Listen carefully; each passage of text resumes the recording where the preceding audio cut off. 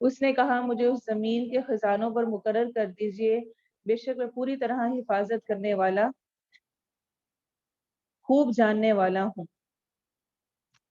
تو یوسف علیہ السلام نے خود ان سے عہدہ مانگا۔ جو احادیث میں روایات میں آتا ہے نا، وہ خود سے عہدہ مانگنے کو پسند نہیں کیا گیا، لیکن یوسف علیہ السلام نے اس لیے مانگا کہ وہ اس وقت ان سے زیادہ بہتر کوئی اس چیز کو سنبھال نہیں سکتا تھا۔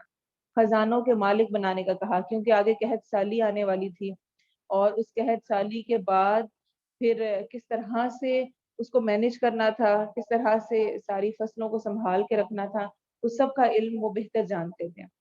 تو عہدہ مانگنا تو پسندیدہ نہیں ہے کبھی بھی کہ مجھے اس عہدے پہ فائز کریں، لیکن اگر کبھی آپ کو لگے کہ اس جگہ پر آپ زیادہ بہتر کام کر سکتے ہیں کسی اور کی جگہ، تو اپنے آپ کو ضرور اللہ کی راہ میں پیش کرنا چاہیے۔ وَكَذَلِكَ مَكَّنَّا لِيُوسُفَ فِي الْأَرْضِ، اور اسی طرح ہم نے اس سرزمین میں یوسف علیہ السلام کو اقتدار عطا فرمایا، اس میں سے جہاں چاہتا جگہ پکڑتا تھا۔ ہم اپنی رحمت جس کو چاہتے ہیں پہنچا دیتے ہیں، اور ہم نیکی کرنے والوں کا اجر ضائع نہیں کرتے، اور یقیناً آخرت کا اجر ان لوگوں کے لیے کہیں بہتر ہے جو ایمان لائے اور ڈرتے رہے۔ اور یوسف علیہ السلام کے بھائی آئے، پھر اس کے پاس داخل ہوئے تو اس نے انہیں پہچان لیا، اور وہ اسے نہ پہچاننے والے تھے۔ تو یوسف علیہ السلام کو اقتدار ملا، اس میں انہوں نے کس طرح سے مینجمنٹ کی، کس طرح سے ہر چیز کا انتظام کیا، اس کا آگے ذکر نہیں ہے۔ اب جب قحط سالی کے دن آئے، اور چونکہ مصر کے بادشاہ نے خواب دیکھا تھا اور انہوں نے پریکاشنز کی ہوئی تھی، تو اس لیے وہ تو تیار تھے اس سے نمٹنے کے لیے، لیکن جو باقی زمین پر باقی جگہوں پر لوگ تھے ان کے پاس سامان ختم ہو گیا، تو دور دور سے لوگ مصر آیا کرتے تھے سامان لینے کے لیے، اپنے کھانے پینے کا غلہ اناج لینے کے لیے۔ انہی میں یوسف علیہ السلام کے بھائی بھی آئے، اور جب اس نے انہیں ان کے سامان کے ساتھ تیار کر دیا تو کہا میرے پاس اپنے اس بھائی کو لے کر آنا جو تمہارے باپ سے ہے، کیا تم نہیں دیکھتے کہ میں ماپ پورا دیتا ہوں اور میں بہترین مہمان نواز ہوں؟ تو وہ 10 بھائی آئے تھے، لیکن ایک بھائی جو بنیامین، جو کہ یوسف علیہ السلام کا سگا بھائی تھا، وہ نہیں آیا تھا۔ تو اب ان کو کیسے پتا چلا، انہوں نے اس کا ذکر کیوں کیا، اس کے بارے میں یہ بھی آتا ہے کہ جب غلے میں نام لکھوائے گئے تو اس میں اس کا نام بھی لکھوایا گیا ہوگا، تو اس وقت پھر انہوں نے کہا اگلی دفعہ اس بھائی کو بھی لے کر آنا، پھر اگر تم اسے میرے پاس نہ لائے تو تمہارے لیے میرے پاس نہ کوئی معاف ہوگا اور نہ میرے قریب آنا۔ انہوں نے کہا ہم اس کے باپ کو اس کے بارے میں ضرور آمادہ کریں گے، اور بے شک ہم ضرور کرنے والے ہیں۔ اور اس نے اپنے جوانوں سے کہا ان کا مال ان کے کجاووں میں رکھ دو، یعنی ان کے سامان میں واپس رکھ دو، تاکہ وہ اسے پہچان لیں جب اپنے گھر والوں کی طرف واپس جائیں، شاید وہ پھر آ جائیں۔ تو جب وہ اپنے باپ کی طرف لوٹے تو انہوں نے کہا اے ہمارے باپ، ہم سے ماپ روک لیا گیا ہے، سو تو ہمارے بھائی کو ہمارے ساتھ بھیج کہ ہم غلے کا ماپ لائیں، اور بے شک ہم اس کی ضرور حفاظت کرنے والے ہیں۔ اس نے کہا میں اس پر اس کے سوا تمہارا کیا اعتبار کروں، جس طرح میں نے اس کے بھائی پر اس سے پہلے تمہارا اعتبار کیا۔ سو اللہ بہتر حفاظت کرنے والا ہے، اور وہ سب رحم کرنے والوں سے زیادہ رحم کرنے والا ہے۔ اور جب انہوں نے اپنا سامان کھولا تو اپنے مال کو پایا کہ ان کی طرف واپس کر دیا گیا ہے۔ کہا اے ہمارے رب، ہم کیا چاہتے ہیں، یہ ہمارا مال ہماری طرف واپس کر دیا گیا ہے، اور ہم گھر والوں کے لیے غلہ لائیں گے اور اپنے بھائی کی حفاظت کریں گے، اور ایک اونٹ کا بوجھ ماپ زیادہ لائیں گے، یہ بہت آسان ماپ ہے۔ اس نے کہا میں اسے تمہارے ساتھ ہرگز نہ بھیجوں گا یہاں تک کہ تم مجھے اللہ کا پختہ عہد دو گے کہ تم ہر صورت اسے میرے پاس لاؤ گے، مگر یہ کہ تمہیں گھیر لیا جائے۔ پھر جب انہوں نے اسے اپنا پختہ عہد دے دیا تو اس نے کہا اللہ اس پر جو ہم کہہ رہے ہیں ضامن ہے۔ اور اس نے کہا اے میرے بیٹو، ایک دروازے سے داخل نہ ہونا اور الگ الگ دروازوں سے داخل ہونا، اور میں تم سے اللہ کی طرف سے آنے والی کوئی چیز نہیں ہٹا سکتا، حکم اللہ کے سوا کسی کا نہیں، اسی پر میں نے بھروسہ کیا اور اسی پر پس لازم ہے کہ بھروسہ کرنے والے بھروسہ کریں۔ تو یہاں پر یعقوب علیہ السلام نے اپنے بیٹوں سے کہا کہ اکٹھے ایک کمرے میں اکٹھے شہر میں داخل نہ ہونا ایک دروازے سے، کیوں؟ کیونکہ نظر نہ لگ جائے، اور نظر لگنا برحق ہے، اس کو ایوائڈ کرنا چاہیے، اور اس کے ہمیں مختلف دعائیں سکھائی گئی ہیں۔ آپ صلی اللہ علیہ وسلم نے فرمایا نظر لگنا ثابت شدہ بات ہے، حق ہے، اور اگر کوئی چیز تقدیر سے آگے نکل سکتی تو نظر اس سے آگے نکل جاتی ہے، یعنی کہ اس حد تک نظر لگنے کا خطرہ ہوتا ہے۔ اور جب تم میں سے اور جب تم سے غسل کے لیے کہا جائے تو غسل کرو. صحیح مسلم کی روایت ہے. کس طرح غسل کرو اس کے بارے میں ہمیں روایت میں آتا ہے کہ جو جس کی نظر لگی ہو، اگر پتہ چل جائے مثلا کسی نے کہا کہ یہ بہت اچھا بچہ ہے، یہ فلاں کام کر رہا ہے، اور اس کے بعد وہ بچہ روئی جا رہا ہے اور آپ کو پتہ چل گیا ہے کہ اچھا اس نے تعریف کی تھی اس کے بعد لگی ہے، تو کیا طریقہ ہوگا؟ اس میں روایت میں آتا ہے کہ آپ صحیح مسلم کی حدیث میں اس کے بارے میں آتا ہے کہ جس کی نظر لگی ہے وہ غسل کرے گا، اور اس کا پانی جو ہے جس کو نظر لگی ہے اس پر ڈالا جائے گا، تو اس سے نظر دور ہو جاتی ہے.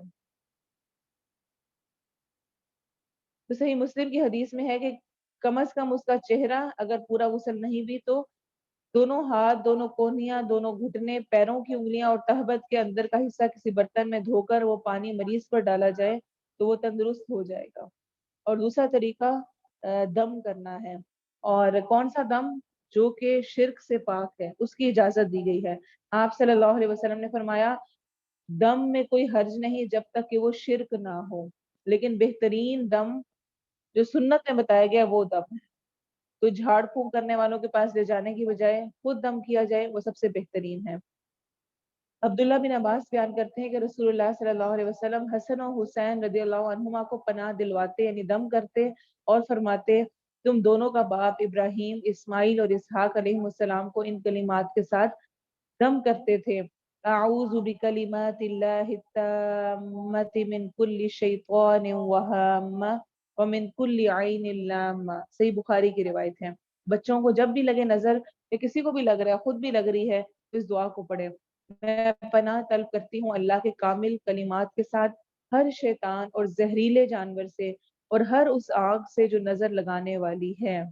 اور اسی طرح ابو سعید خدری رضی اللہ عنہ بیان کرتے ہیں کہ جبرائیل علیہ السلام نبی صلی اللہ علیہ وسلم کے پاس آئے، کہا اے محمد صلی اللہ علیہ وسلم آپ بیمار ہو گئے ہیں؟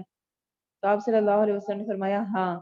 تو انہوں نے کہا بسم اللہ ارقیک من کل شیء یؤذیک ومن شر کل نفس او عین حاسد اللہ یشفیک بسم اللہ ارقیک. صحیح مسلم کی روایت ہے میں اللہ ہی کے نام کے ساتھ تجھے دم کرتا ہوں ہر اس چیز سے جو تجھے تکلیف دے رہی ہے اور ہر حسد کرنے والے نفس یا آنکھ کے شر سے. اللہ تجھے شفا دے، اللہ ہی کے نام سے میں تجھے دم کرتا ہوں. مسند احمد کی یہ روایت ہے.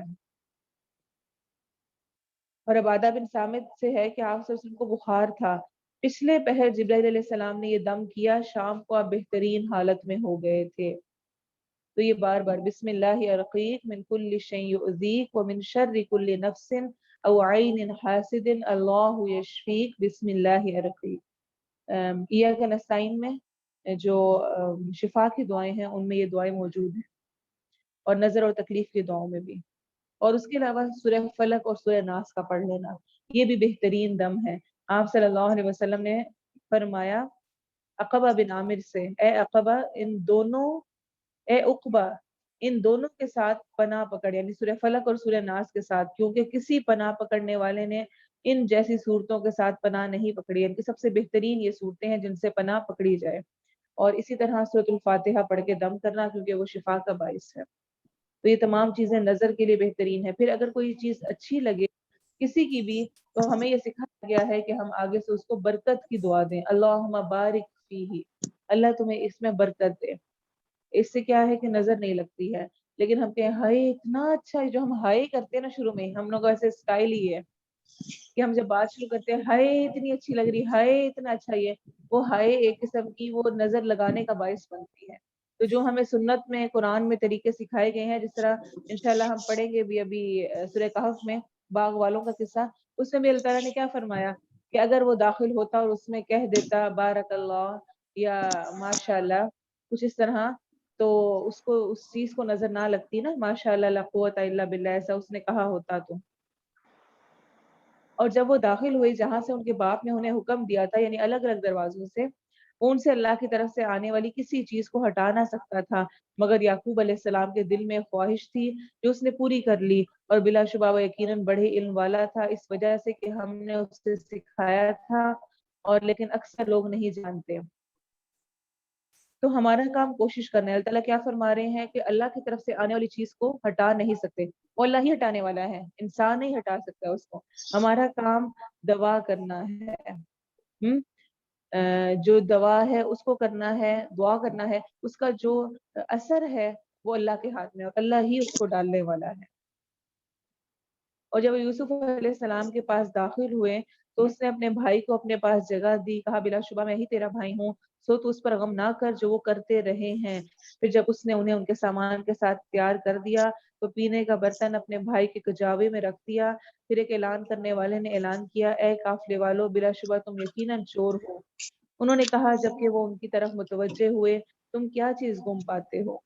اب آپ دیکھیں عرصے بعد دونوں بھائی ملے ہیں، گفتگو ہوئی ہوگی، یوسف علیہ السلام نے کہیں پر نہیں ملتا ہے، کوئی ہمیں آیت یہ بیان نہیں کر رہی کہ انہوں نے بیٹھ کر خوب شکوے شکایتیں کی ہوں۔ کیا کہا؟ فَلَا تَبْتَئِسْ بِمَا كَانُوا يَعْمَلُونَ، سو تم اس پر غم نہ کرو جو وہ کرتے رہے ہیں، جو کچھ وہ کر کے ہے بس ٹھیک ہے چھوڑ دو، ماضی کو بھول جائیں اور حال میں جئیں۔ ہمارا مسئلہ یہ ہے کہ ہم حال میں جینے کی بجائے ماضی میں ہی اپنی زندگی گزار دیتے ہیں۔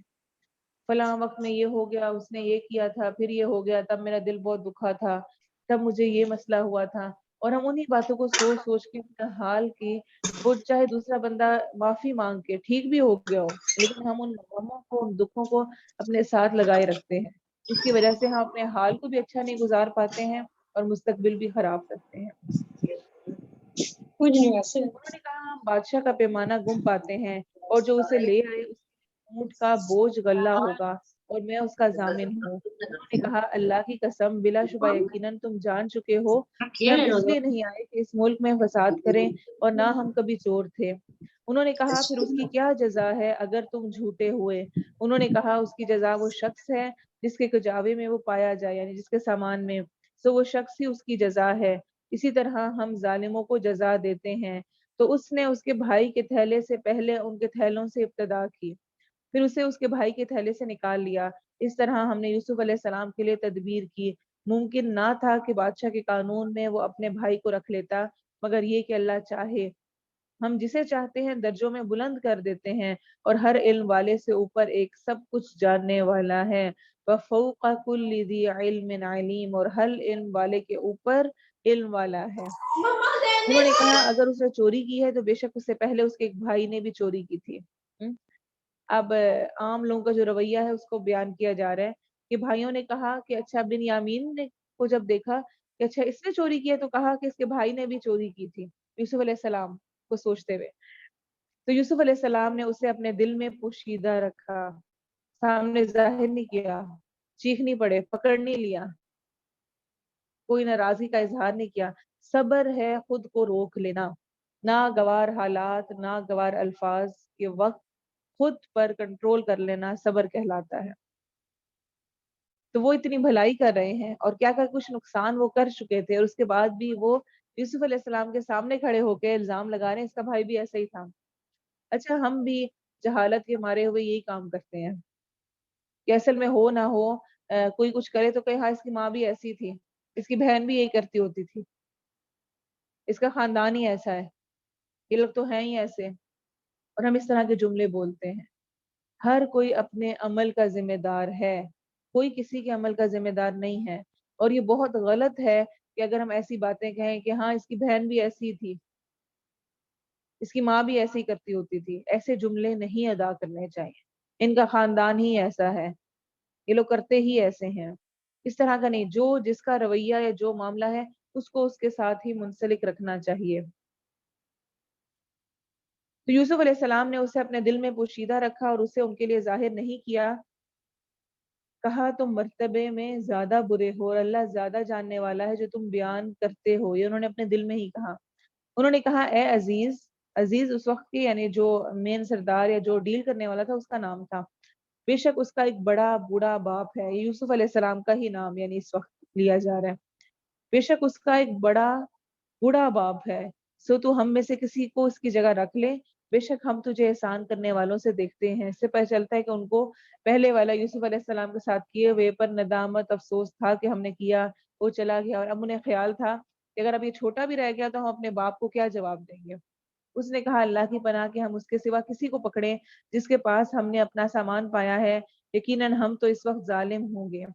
پھر جب وہ اس سے بالکل نا امید ہو گئے تو مشورہ کرتے ہوئے الگ جا بیٹھے، ان کے بڑے نے کہا کیا تم نے نہیں جانا کہ تمہارا باپ تم سے اللہ کا عہد لے چکا ہے اور اس سے پہلے تم نے یوسف علیہ السلام کے بارے میں جو کوتاہی کی، اب میں اس زمین سے ہرگز نہ ہلوں گا یہاں تک کہ میرا باپ مجھے اجازت دے یا اللہ میرے لیے فیصلہ کر دے، اور وہ سب فیصلہ کرنے والوں سے بہتر ہے۔ بے شک اپنے باپ کی طرف واپس جاؤ، بس کہو اے ہمارے باپ، بے شک تیرے بیٹے نے چوری کر لی اور ہم نے شہادت نہیں دی مگر اس کے مطابق جو ہم نے جانا، اور ہم غیب کی حفاظت کرنے والے نہ تھے، اور اس بستی سے پوچھ لے جس میں ہم تھے اور اس قافلے سے بھی جس میں ہم آئے ہیں، اور بلا شبہ ہم یقیناً سچے ہیں۔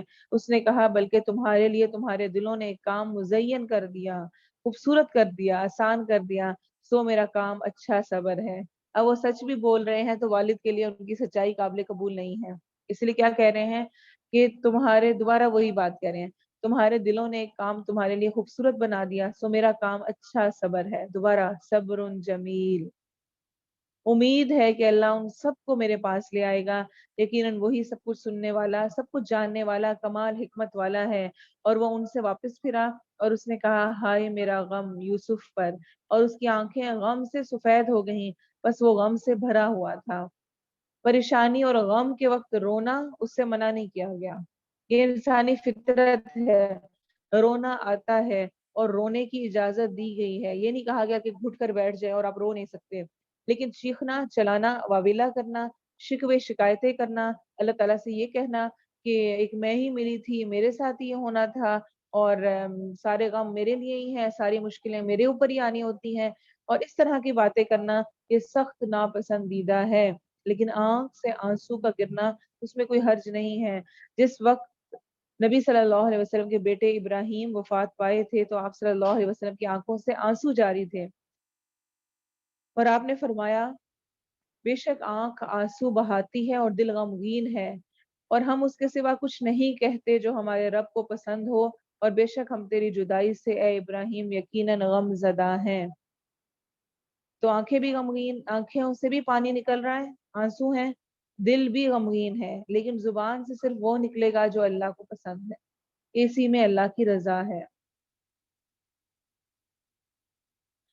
انہوں نے کہا اللہ کی قسم تو ہمیشہ یوسف کو یاد کرتا رہے گا۔ اب دیکھیں جس مقصد کے لیے یوسف علیہ السلام کو کنویں میں پھینکا تھا وہ بھی پورا نہیں کر سکے، اتنے سالوں بعد بھی کہہ رہے ہیں کہ تم یوسف کو یاد کرتے رہتے ہو، یعنی وہ سامنے نہیں رہا پھر بھی یوسف علیہ السلام کی یاد ہی ان کے ذہن میں ہے اور وہی غالب تھی۔ تو کیا کہہ رہے ہیں کہ تم تو ہمیشہ یوسف کو ہی یاد کرتے رہتے ہو یہاں تک کہ گھل کر مرنے کے قریب ہو جائے یا ہلاک ہونے والوں میں سے ہو جائے۔ اس نے کہا یعنی یعقوب علیہ السلام نے میں تو اپنی ظاہر ہو جانے والی بے قراری اور اپنے غم کی شکایت صرف اللہ کی جناب میں کرتا ہوں، اور میں اللہ کی طرف سے جانتا ہوں جو تم نہیں جانتے۔ انما اشکو بثی وحزنی الی اللہ، بے شک میں اپنی بے قراری اور اپنے غم کی شکایت صرف اللہ کی جناب میں کرتا ہوں۔ اے میرے بیٹو جاؤ یوسف اور اس کے بھائی کا سراغ لگاؤ اور اللہ کی رحمت سے مایوس نہ ہو، بے شک حقیقت یہ ہے کہ اللہ کی رحمت سے نا امید نہیں ہوتے مگر وہی لوگ جو کافر ہیں۔ پھر جب وہ اس کے پاس داخل ہوئے تو انہوں نے کہا اے عزیز ہمیں اور ہمارے گھر والوں کو تکلیف پہنچی ہے اور ہم حقیر سی پونجی لے کر آئے ہیں، سو ہمارے لیے ماپ پورا دے دے اور ہم پر صدقہ کر، یقیناً اللہ صدقہ کرنے والوں کو جزا دیتا ہے۔ یعنی جب قحط سالی کا اور وقت گزرا اور حالات تنگ ہوئے تو انہوں نے آ کر اس طرح اپنا آپ بیان کیا۔ اس نے کہا کیا تم نے جانا کہ تم نے یوسف اور اس کے بھائی کے ساتھ کیا کیا تھا جب تم نادان تھے، اذ انتم جاہلون، جب تم جاہل تھے؟ انہوں نے کہا کیا یقیناً واقعی تو ہی یوسف ہے؟ جب انہوں نے دیکھا کہ یہ اس کو کہاں سے پتا چلا سارا ہمارا جو کچھ کیا کرایا تھا، اور پھر جب اور کیا نئے نقش دیکھے تو ان کو اندازہ ہو گیا کہ یوسف علیہ السلام ہے۔ کہا میں یوسف ہوں اور یہ میرا بھائی ہے، یقیناً اللہ نے ہم پر احسان فرمایا ہے، بے شک حقیقت یہ ہے کہ جو ڈرے اور صبر کرے تو بے شک اللہ نیکی کرنے والوں کا اجر ضائع نہیں کرتا۔ کیا مطلوب ہے؟ مشکلیں آئیں، مصیبتیں آئیں، لوگوں کی طرف سے تنگیاں ہوں، اور خاص طور پہ نا سورہ یوسف رشتہ داروں کی طرف سے ملنے والی جو تکلیفیں ہیں نا ان پر صبر کرنے کا ایک بہت اچھی ہمیں دھارس بندانے والی ہے۔ جو ہمارے قریبی ہیں، آپ دیکھیں بھائیوں نے کیا سلوک کیا ہے، بہت دفعہ ہمارے بہت قریبی بہن، بھائی، والدین، کیا شوہر، اولاد، ان کی طرف سے ہمیں ایسی تکلیفیں پہنچ رہی ہوتی ہیں یوسف علیہ السلام کی اتنی ناقدری کی انہوں نے کہ کنویں میں لے جا کے پھینک دیا اور دوبارہ پتہ بھی نہیں کیا کہاں پر گئے، کیا ہوا کیا نہیں ہوا، جان چھڑائی۔ اس سے بڑا اور کوئی غم ہو سکتا تھا؟ آج ہم اتنی لمبی اپنی لسٹیں بیان کرتے ہیں، اس وقت اس نے میرے اوپر اتنا ظلم کیا کہ میں نے اب اس سے بات ہی نہیں کرنی ہے، ملنا ہی نہیں ہے۔ اس سے بڑا ظلم ہو سکتا تھا کہ ان کو مارنے کی ہی کوشش کر دی گئی، ان کو اندھے کنویں میں ڈال دیا گیا، کس طرح وہ کتنا ٹائم ادھر رہے ہوں گے اور پھر کس طرح نکال کر لے گئے۔ تو قطع رحمی کرنا کسی طور پر بھی اس کی اجازت ہمیں نہیں دی گئی ہے، اور یوسف علیہ السلام کا یہ واقعہ ہمارے لیے بہت بڑی نشانی ہے کہ رشتہ دار، قریبی رشتہ دار، خون کا رشتہ ہے، اور اگر وہ آپ کی ناقدری کرے، بے سلوکی کرے، تب بھی اس کے ساتھ اچھا سلوک ہی کرے، معاف کر دیں، اس پر اللہ آپ کے درجے کو ضرور بلند کرے گا۔ وقت لگے گا، فوراً نہیں ہوگا، لیکن ضرور ہوگا۔ اینڈ رزلٹ کامیابی آپ کی ہوگی۔ اگر کیا کیا؟ اگر صبر اور تقوی اختیار کیا، اللہ کا ڈر رکھا، اپنا معاملہ اچھا خیر کا رکھا، دوسرا نہیں بولتا، نہیں منا رہا، نہیں بات کر رہا، آپ نے ہمیشہ خیر کی بات کی۔ ہمارے ہاں اکثر مال پر، جائیدادوں پر لڑائیاں ہو جاتی ہیں، ملنا ملانا بند کر دیتے ہیں، والدین کیا بند کرتے ہیں، بچوں کو بھی کہتے ہیں تم نے فلاں سے نہیں ملنا، خود ہی ساری اس کی بنیادیں رکھتے ہیں، اور سالہ سال آپس میں ملاقات اور قریبی تعلقات ٹوٹے رہتے ہیں۔ اس کو منع کیا گیا ہے۔ خدا را اپنے آپ کو ضرور کوشش کریں کہ اگر کچھ ایسا ہے تو عبادات اور سب کچھ سائڈ پر۔ کتنا کلیئر، لا يدخل الجنت قاطع الرحم، قطع رحمی کرنے والا جنت میں داخل نہیں ہوگا۔ اور کبھی ایسے ہوتا ہے کہ ہم نے 100% قطع رحمی نہیں کی ہوتی، ہم بول رہے ہوتے ہیں لیکن ہم اتنے بھونڈے انداز کا بول رہے ہوتے ہیں کہ اس سے بہتر نہ بولنا ہی شاید ہو، کہ ہم دوسرے کو اتنی تکلیف دیتے ہیں۔ ساتھ رہتے ہوئے ساس بہو کا رشتہ، آپس کے جو رشتے ہیں، دیورانی جٹھانی کے رشتے اور نند بھابھی کے رشتے، اور اس کے علاوہ اس میں ایک دوسرے کو لان تان کرنا اور ان کے ساتھ اس طرح گفتگو کرنا اور ان کو دل دکھانا، ایسی باتیں کرنا، یہ سخت ناپسندیدہ ہے، ایک قسم کا قطع رحمی ہی ہے اس طرح کی چیزیں کرنا۔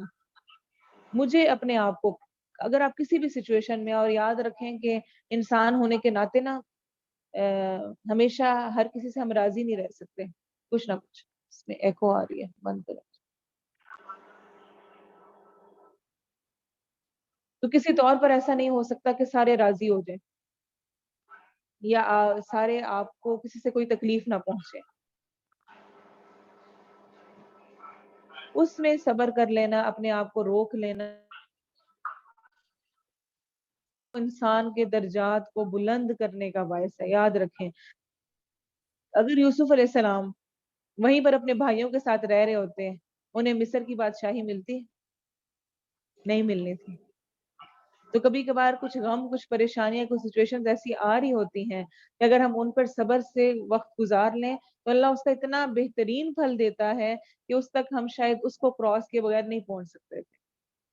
تو دوسروں کے ظلم بھول جائیں۔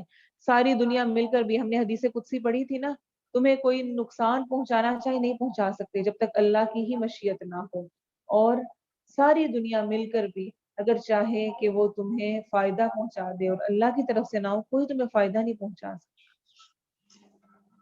تو اس لیے رشتہ داریوں کے معاملے میں خاص طور پر بہت زیادہ خیال کرنے کی ضرورت ہے۔ قطع رحمی نہیں کرنی، میری طرف سے نہ ہو، دوسرا نہیں بول رہا، دوسرا نہیں مل رہا، دوسرا نہیں آ رہا، دوسرا لان تان کر رہا ہے، مسکرائیں اور السلام علیکم کہہ دیں، حال پوچھ کے کوئی جواب دیتا ہے نہیں دیتا ہے کوئی بات نہیں، میں نے اپنا فرض ادا کر دیا، اللہ کے سامنے میں کلیئر ہو گئی۔ انہوں نے کہا اللہ کی قسم، بلا شبہ یقیناً اللہ نے تجھے ہم پر فوقیت دی ہے اور بلا شبہ ہم واقعی خطا کار تھے۔ قال لا تثریب علیکم اليوم، آسان بات نہیں ہے، کیا کہہ رہے ہیں؟ آج تم پر کوئی ملامت نہیں، یغفر اللہ لکم، اللہ تمہیں بخشے، اور وہ رحم کرنے والوں میں سب سے زیادہ رحم کرنے والا ہے۔ اچھا، ہم کسی کو معاف کرتے ہیں نا تو بہت کچھ سنا کے معاف کرتے ہیں، تم نے ایسے بھی کیا، فلاں وقت میں تم نے یہ کیا تھا، اتنا میرا دل دکھا، تم نے اس وقت یہ کیا، فلاں کیا، یہ کیا، یہ کیا، لمبی کہانیاں سناتے ہیں۔ یوسف علیہ السلام کی سنت، لا تثریب علیکم اليوم، آج کے دن تمہاری پر کوئی ملامت نہیں، کوئی پکڑ نہیں ہے۔ اور یہی والے الفاظ وہ ہیں جو کہ نبی صلی اللہ علیہ وسلم نے فتح مکہ کے موقع پر مشرکین مکہ سے کہے تھے، جنہوں نے انتہا درجے تکلیفیں پہنچائی تھی، مسلمانوں کو اذیتیں دی تھیں۔ نبی صلی اللہ علیہ وسلم کا اپنے ہمسایہ راستے میں کانٹے بچھانے والے تھے، پختہ سالن کے اندر گند پھینک دیا کرتے ہوتے تھے، اور کس طرح سے صحابہ کرام پر کیا کیا مشکلات پیش آئیں اور کتنی اذیتیں تکلیفیں دی گئیں، اور فتح مکہ کا وقت وہ تھا کہ سارے بدلے لیے جا سکتے تھے۔ لیکن آپ نے کہا میں آج وہی کہوں گا جو یوسف نے اپنے بھائیوں سے کہا تھا، لا تثریب علیکم اليوم، آج کے دن تم پر کوئی پکڑ نہیں۔ تو اللہ اگر آپ کو برتری دے تو کبھی بھی اس کا فائدہ اٹھاتے ہوئے دوسروں کو نقصان نہ دیں کہ آج میں نے اس کو صحیح بتانا ہے کہ اس نے کیا کیا تھا، اس کو بھی تو پتا چلے نا، جو اس نے میری بیٹی کے ساتھ کیا یا میرے فلاں کے ساتھ کیا، آج میں اس سے بدلا لوں گی۔ ایسا نہیں، لا تثریب علیکم اليوم، آج کے دن کوئی ملامت نہیں، کوئی پکڑ نہیں، اور ساتھ ہی دعا بھی دے دی، یغفر اللہ لکم، اللہ تمہیں بخشے۔ اچھا ہم کیا کہتے ہیں کہ میں تو معاف کر دوں گی لیکن اللہ تمہیں معاف نہیں کرے گا کبھی جو تم نے میرے ساتھ کیا۔ کہتے ہیں نا یہ جملے ہمارے بڑے کامن ہیں، اللہ نے تمہیں کبھی معاف نہیں کرنا جو تم نے کیا ہے۔ اور یوسف علیہ السلام نے فوراً کیا دعا کی، یغفر اللہ لکم، اللہ تمہیں معاف کرے، میں نے معاف کر دیا، اللہ بھی تمہیں معاف کرے، کہنا ایسے چاہیے، اللہ بھی تمہاری بخشش کرے۔ اور حقوق العباد ایک ایسا معاملہ ہے جس میں جو عباد ہیں، بندے ہیں، وہ معاف کریں تو اللہ کی طرف سے بھی معافی ہے۔ تو اس لیے ان معاملات میں اللہ سے ڈرتے رہنا چاہیے، اپنی طرف سے خیر، دوسرا پتھر بھی ہے، اپنی طرف سے خیر کر لیں، وہی انشاءاللہ کافی ہوگی۔ میری یہ قمیض لے جاؤ اور اسے میرے باپ کے چہرے پر ڈال دو، وہ بینا ہو جائے گا، اور اپنے گھر والوں کو سب کو میرے پاس لے آؤ۔ اچھا اب کوئی غیب کا علم نہیں تھا یوسف علیہ السلام کے پاس، لیکن کیا تھا کہ اللہ نے اس وقت ان کو یہ معجزہ عطا کیا تھا۔ اگر ان کے پاس کوئی غیب کا علم ہوتا، کوئی معجزہ ہوتا، تو وہ پہلے ہی اپنے باپ سے رابطہ نہ کر لیتے، کچھ پہنچا نہ دیتے ان کو خبر۔ اب تک یعقوب علیہ السلام تک کوئی خبر نہیں پہنچی تھی، تو رشتہ داری کٹی ہوئی تھی، اور جب اب ملاقات ہوئی تو جوڑتے ہوئے انہوں نے کہا کہ میری قمیض لے جاؤ اور ان کے اوپر ڈالنا۔ اچھا اس میں بہت دفعہ ایسے ہوتا ہے کہ ہم کہتے ہیں کہ میں تو اس کے ساتھ اچھی طرح ملتی ہوں، وہ نہیں ملتی ہے، میں نے تو کوشش کی ہے، وہ نہیں کرتی ہے، ایسے ہم کہتے ہیں نا۔ تو حدیث میں کیا آتا ہے، آپ صلی اللہ علیہ وسلم نے فرمایا صلہ رحمی کرنے والا وہ نہیں جو صلہ رحمی کے مقابلے میں صلہ رحمی کرتا ہے، اور یقین مانے ہم سب یہی کرتے ہیں کہ کوئی اچھی طرح ہمارے گھر آیا، گفٹ لے کر آیا، ہم بھی اچھی طرح گفٹ لے کر اس کے گھر جائیں گے۔ کسی نے ہمیں اپنے فنکشن میں بلایا، اپنے بچے کی شادی میں بلایا، ہم بھی بلا لیں گے، ٹھیک ہے۔ اور کسی نے ہمیں کوئی تحفہ تحائف دیے، ہم بھی اس کو دے دیں گے۔ کوئی بہت اچھے اخلاق کے ساتھ اس نے ہمارا خیال رکھا، جب ہم اس کے گھر گئے ہم بھی اس کا خیال رکھ لیں گے جب وہ ہمارے گھر آئے گا۔ ہم ہمیشہ اس طرح، اور ہم سمجھتے ہیں ہم بڑی صلہ رحمی کر رہے ہیں۔ صلہ رحمی کیا، نبی صلی اللہ علیہ وسلم نے فرمایا، صحیح بخاری کی روایت ہے، صلہ رحمی کرنے والا وہ نہیں جو صلہ رحمی کے مقابلے میں صلہ رحمی کرے، کہ کوئی اچھا کر رہا ہے تو اچھا کرے، کوئی اسمائل دے رہا ہے تو سامنے اسمائل دے دی، کوئی سلام کر رہا ہے تو واپس سلام کا جواب دے دیا، بلکہ صلہ رحمی کرنے والا وہ ہے کہ جب اس کی رشتہ داری قطع ہو جائے، کٹ جائے، یعنی رشتہ دار اسے کاٹے تو وہ اسے ملائے۔ جب دوسرا اس کو نہیں بلا رہا، نہیں بات کر رہا، آپ گئے ہیں، اس نے آپ کو پوچھا بھی نہیں، آپ کا دل خراب کر کے آپ کو بھیجا ہے، مہمان نوازی بھی نہیں کی، وہ جب آئے تو آپ اس کی اچھی مہمان نوازی کریں۔ وہ آپ کو کچھ بھی نہ دے، کچھ بھی نہ بھیجے، آپ اس کو تحفے تحائف دیں، کہیں پر ملاقات ہوئی ہے وہ آپ کو سلام نہ کرے، آپ آگے بڑھ کر اس کو سلام کریں۔ اور ایک اور روایت میں آتا ہے نا جس کا مفہوم ہے کہ ایک شخص نے کہا کہ میں یہ سب کچھ کرتا ہوں، وہ مجھ سے توڑتے ہیں اور میں ان سے جوڑتا ہوں، وہ مجھ سے چھینتے ہیں اور میں انہیں دیتا ہوں، کچھ اس قسم کے الفاظ ہیں۔ تو آپ صلی اللہ علیہ وسلم نے کیا فرمایا تھا کہ اگر تم ایسا ہی کرتے ہو تو گویا تم ان کے راکھ رکھتے ہو، ان کو کہ وہ جہنم میں جانے والے ہیں اور تم اپنی خیر، تم جنت کی طرف اپنی راہ لے رہے۔ اور جب قافلہ جدا ہوا اور ان کے باپ نے کہا بے شک میں تو یوسف کی خوشبو پا رہا ہوں، اب ادھر بھی نبی اور یہاں بھی نبی، اس سے پہلے کوئی خوشبو نہیں آئی، کنویں میں تھے کوئی خوشبو نہیں آئی، وہ زیادہ قریب تھے، سب کچھ تھا، لیکن جب اللہ کا حکم ہوا اور اللہ کا حکم ہوتا ہے تبھی سب کچھ واضح ہوتا ہے۔ اگر یہ نہ کہو کہ تم مجھے بہکا ہوا کہو گے، یعنی مجھے یوسف کی خوشبو آ رہی ہے۔ انہوں نے کہا اللہ کی قسم بلا شبہ یقیناً تو اپنی پرانی بھول ہی میں ہے۔ پھر جیسے ہی خوشخبری دینے والا آیا، اس نے اسے اس کے چہرے پر ڈالا تو وہ پھر بینا ہو گیا، کہنے لگا کیا میں نے تم سے کہا نہ تھا کہ بے شک میں اللہ کی طرف سے جانتا ہوں جو تم نہیں جانتے۔ انہوں نے کہا اے ہمارے باپ، ہمارے لیے ہمارے گناہوں کی بخشش کی دعا کیجیے، یقیناً ہم خطا کار تھے۔ اس نے کہا میں ان قریب تمہارے لیے اپنے رب سے بخشش کی دعا کروں گا، بے شک وہی بہت بخشنے والا نہایت مہربان ہے۔ پھر جب وہ یوسف علیہ السلام کے پاس داخل ہوئے تو اس نے اپنے ماں باپ کو اپنے پاس جگہ دی اور کہا مصر میں داخل ہو جاؤ امن والے، اگر اللہ نے چاہا۔ اور اس نے اپنے ماں باپ کو تخت پر اونچا بٹھا دیا اور وہ اس کے لیے سجدہ کرتے ہوئے گر پڑے اور اس نے کہا اے میرے باپ، یہ میرے پہلے کے خواب کی تعبیر ہے، یعنی وہ خواب جو میں نے دیکھا تھا چاند ستارے اور سورج والا۔ بے شک میرے رب نے اسے سچا کر دیا اور بے شک اس نے مجھ پر احسان کیا جب مجھے قید خانے سے نکالا اور تمہیں صحرا سے لے آیا۔ اچھا اب غور سے اس کو بھی سنیں، یہ بھی بہت پازیٹیو رویہ ہے، کم لوگوں کا یہ رویہ ہوتا ہے اور اللہ تعالیٰ ہم سے بار بار مطالبہ کر رہا ہے کم من الشاکرین، شکر کرنے والوں میں سے ہو جاؤ۔ یوسف علیہ السلام جب ملے ہیں سب سے تو وہ یہ نہیں کہہ رہے کہ بڑا مشکل وقت گزرا ہے، پتہ نہیں تمہیں نہیں پتا میں کنویں میں کتنی مشکل سے رہا اور پھر میں کتنا عرصہ غلام بن کے رہا۔ ہم جب ملتے ہیں نا، جب کوئی مشکل دور ہوئی ہو تو ہم کہتے ہیں توبہ توبہ اتنا مشکل وقت تھا، یہ ہوا تھا پھر یہ ہوا تھا، ہم سارے اپنے غم یاد کرنے ہیں۔ یوسف علیہ السلام کو دیکھیں وہ کیا کچھ گنوا رہے ہیں اپنا پچھلی زندگی کا جو گزری ہے، سب کچھ پازیٹیو۔ کیا کہہ رہے ہیں؟ بے شک میرا خواب میرے رب نے سچ کر دیا اور بے شک اس نے مجھ پر احسان کیا۔ اس کا ذکر نہیں کر رہے کہ مجھے غلام بنایا گیا، اس کا ذکر کر رہے ہیں کہ جب مجھے قید خانے سے نکالا گیا اور بے شک اس نے مجھ پر احسان کیا جب مجھے قید خانے سے نکالا۔ یہ شکوہ نہیں کر رہے کہ میں قید خانے میں ڈالا گیا تھا، شکر کی کیفیت، پازیٹیو انسان۔ اور تمہیں صحرا سے لے آیا، اس کے بعد کہ شیطان نے میرے درمیان اور میرے بھائیوں کے درمیان جھگڑا ڈال دیا تھا، اس میں بھی ان کو بری قرار دے دیا۔ بے شک میرا رب جو چاہے اس کی باریک تدبیر کرنے والا ہے، بلا شبہ وہی سب کچھ جاننے والا کمال حکمت والا ہے۔ یہاں پر جو سجدہ کرنے کا حکم دیا یہ ہم جانتے ہیں کہ سجدہ تعظیمی تھا، اللہ تعالیٰ کے علاوہ کسی کو سجدہ کرنے کی اجازت نہیں ہے۔ عیسیٰ علیہ السلام سے پہلے کی امتوں تک سجدہ تعظیمی کی اجازت تھی، وہ بھی کسی کی تعظیم میں، نہ کہ اللہ کے ساتھ شریک ٹھہراتے ہوئے، اس کی تو تب بھی نہیں تھی۔ لیکن امت محمدی میں اس کو بھی ختم کر دیا گیا ہے، سجدہ تعظیمی کی بھی اجازت نہیں ہے۔ کسی کے سامنے جھکنا، کسی کے آنے پر کھڑے ہونا، یہ پسندیدہ عمل نہیں ہے۔ ہاں کوئی آیا ہے تو آپ اٹھ کر کھڑے ہو کے اس کا استقبال کر رہے ہیں، آگے بڑھ رہے ہیں، وہ پسندیدہ ہے۔ نبی صلی اللہ علیہ وسلم بھی جب فاطمہ رضی اللہ عنہا آتی ہیں، ان کی بیٹی آتی ہیں، اٹھ کر ان کو اپنی جگہ پر بٹھاتے، اپنی چادر ان کے لیے بچھاتے۔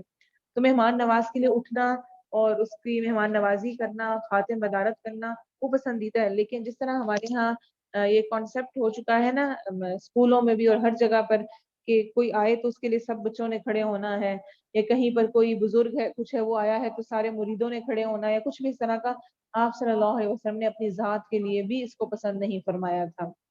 اور ایک اور حدیث میں آتا ہے معاذ بن جبل رضی اللہ عنہ کی، کہ وہ جب شام سے آئے تو انہوں نے نبی صلی اللہ علیہ وسلم کو سجدہ کیا۔ آپ صلی اللہ علیہ وسلم نے فرمایا معاذ یہ کیا ہے؟ کہا میں شام گیا تو میں نے دیکھا کہ وہ اپنے پادریوں اور سرداروں کو سجدہ کرتے ہیں، ان کے سامنے جھکتے ہیں، تو میں نے اپنے دل میں چاہا کہ ہم آپ کے ساتھ ایسا ہی کریں گے، کہ ہم بھی آپ کی ایسے عزت کریں گے۔ تو رسول اللہ صلی اللہ علیہ وسلم نے فرمایا تم ایسا مت کرو، کیونکہ اگر میں کسی کو حکم دینے والا ہوتا کہ وہ اللہ کے سوا کسی کو سجدہ کرے تو میں عورت کو حکم دیتا کہ اپنے خاوند کو سجدہ کرے۔ جان لیں اس سے شوہر کے حقوق۔ ابن ماجہ اور ابن حبان کی روایت ہے، صحیح روایت ہے۔ تو اگر سجدہ کرنے کا حکم دیتا تو عورت سے کہتا کہ وہ اپنے مرد کو سجدہ کرے۔ مرد جس طرح عورت کا تحفظ کا باعث ہے اور جس طرح اس کو پروٹیکٹ کرتا ہے، جس طرح مال کے ساتھ اس کی مدد کرتا ہے، جس کی وجہ سے عورت کو اولاد ملتی ہے اور بے شمار نعمتیں ملتی ہیں، ان کو یاد کرتے رہے نا کچھ عرصے بعد تو اچھا گزارا ہو سکتا ہے۔ اگر صرف نیگیٹو کو ہی دیکھتے رہیں اور شیطان ہمیں دکھاتا ہی وہ ہے۔ آپ جانتے ہیں نا، آپ نے وہ حدیث بھی سن رکھی ہوگی کہ شیطان سارے اپنے چیلوں کو بلاتا ہے اور وہ آ کے سارے اپنی کارستانیاں بتا رہے ہوتے ہیں، میں فلاں کو لڑوا کے آیا، میں نے فلاں کا یہ کروایا، فلاں سے چوری کروائی، فلاں سے یہ کام کروایا۔ وہ سب سے کہتے ہیں اچھا ٹھیک کیا، بس بیٹھ جاؤ۔ لیکن وہ شیطان جو کہ آ کے بتاتا ہے کہ آج میں نے میاں بیوی کے درمیان جدائی ڈلوائی ہے، ان میں لڑائی کروائی ہے، شیطان اٹھ کر اس کو گلے لگاتا ہے کہ تم نے اصل کام کیا، کیونکہ میاں بیوی کی لڑائی، شوہر اور بیوی کے درمیان جو لڑائی ہوتی ہے وہ خاندانی نظام کو کمزور کرتی ہے، اور خاندانی نظام کمزور ہو، اس میں خیر نہ رہے، برکت نہ رہے، تو گویا معاشرہ ہی کمزور ہونے لگتا ہے، صحیح طور پر بنیادیں نہیں پڑ سکتی دین کی۔ تو اس لیے جب کبھی کسی قسم کی کوئی ناراضگی، کوئی لڑائی ہونے لگے تو یہ سوچ لیں میں نے شیطان کو جیتنے نہیں دینا، صبر کر لیں، خاموشی اختیار کر لیں، اس سے بہتر پھل کوئی نہیں ہے۔ اور پتہ نہیں کیوں ہمیں یہ بات ہمارے اندر ڈل گئی ہے کہ جب تک میں بول کے اپنا حق نہیں بتاؤں گی نا کہ میرے ساتھ یہ زیادتی ہوئی ہے، تب تک دوسرے کو پتہ ہی نہیں چلے گا۔ حالانکہ ہر انسان کو پتہ ہوتا ہے، ہر کوئی سمجھ رہا ہوتا ہے کس وقت کس نے کیا بولا اور کیا زیادتی کی ہے۔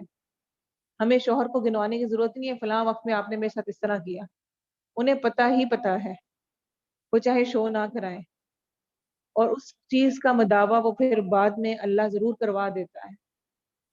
اس سے بہترین سزا کوئی نہیں ہے کہ انسان دوسرے کو معاف کر دے۔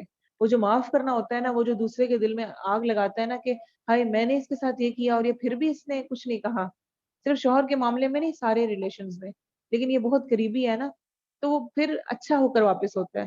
لیکن اگر آپ لان تان کرتے ہیں، گالی گلوچ کرتے ہیں، برا بھلا کہتے ہیں، دوسرا سوچنے کی طرف نہیں آتا، وہ اپنا ڈیفینس کرنا چاہتا ہے، وہ اپنے آپ کو کلیئر کرنا چاہتا ہے، اس کے لیے وہ آپ پر دو اور الزام لگاتا ہے، پھر آپ اور بھڑکتے ہیں، پھر آپ اس کے اوپر اور دو الزام لگاتے ہیں، پھر پچھلی اور بات یاد آ جاتی ہے، پھر اور لڑائی بڑھتی ہے، تو باتیں بڑھتی جاتی ہیں، تو ان کو ختم کرنا بہتر ہے۔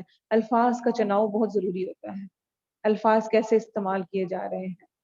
ایک طریقہ یہ ہے کہ شوہر دیر سے گھر آیا ہے تو آپ چیخیں چلائیں، بتایا نہیں اور کچھ پتہ نہیں ہوتا کہاں پر ہوتے ہیں، اتنی دیر سے میں انتظار کر رہی ہوں اور یہ اور وہ۔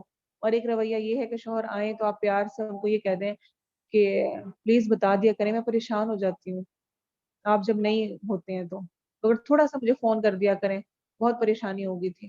بات آپ نے ایک ہی پہنچائی ہے لیکن انداز مختلف ہے نا، ایک آپ لڑ لڑ لیں، بول لیں، غصہ کر لیں، اور اس طرح کی بہت ساری چیزیں، اور ہمیں لگ رہا ہوتا ہے کہ جو کچھ ہو رہا ہے نا یہ صرف میرے ساتھ ہو رہا ہے، حالانکہ ہر کسی کے ساتھ مختلف طرح سے وہ چیزیں ہو ہی رہی ہوتی ہیں۔ اللہ نے عورتوں کی نیچر ایک بنائی ہے، مردوں کی نیچر ایک طرح کی ہے، بہت ملتی جلتی ہوتی ہیں۔ عورتیں بہت جذباتی ہوتی ہیں، ایکسپریسو ہوتی ہیں، وہ بولتی ہیں، بولنا چاہتی ہیں، اس کے بعد ان کا مسئلہ حل ہوتا ہے، وہ ٹھنڈی ہوتی ہیں، اور مرد بول کر نہیں ٹھنڈے ہوتے، مرد خاموش رہ کے انہیں تھوڑا سا ٹائم ملے تو اس کے بعد ٹھیک ہوتے ہیں۔ تو یہ چیزیں بہت ضروری ہیں، ان کو جو میں رک رہی ہوتی ہوں نا، بار بار کہہ رہی ہوتی ہوں، کیونکہ پریکٹیکل لائف میں ہماری ان چیزوں میں بہت کمزوری ہے، بہت زیادہ کمزوری ہے۔ پھر ان چیزوں کو ایکسیپٹ کر لینا، سوری کر دینا، اور شکریہ ادا کر دینا، کچھ یہ چھوٹی چھوٹی چیزیں ہیں جو کہ تعلقات کو بہتر بنانے میں بہت زیادہ مدد دیتی ہیں۔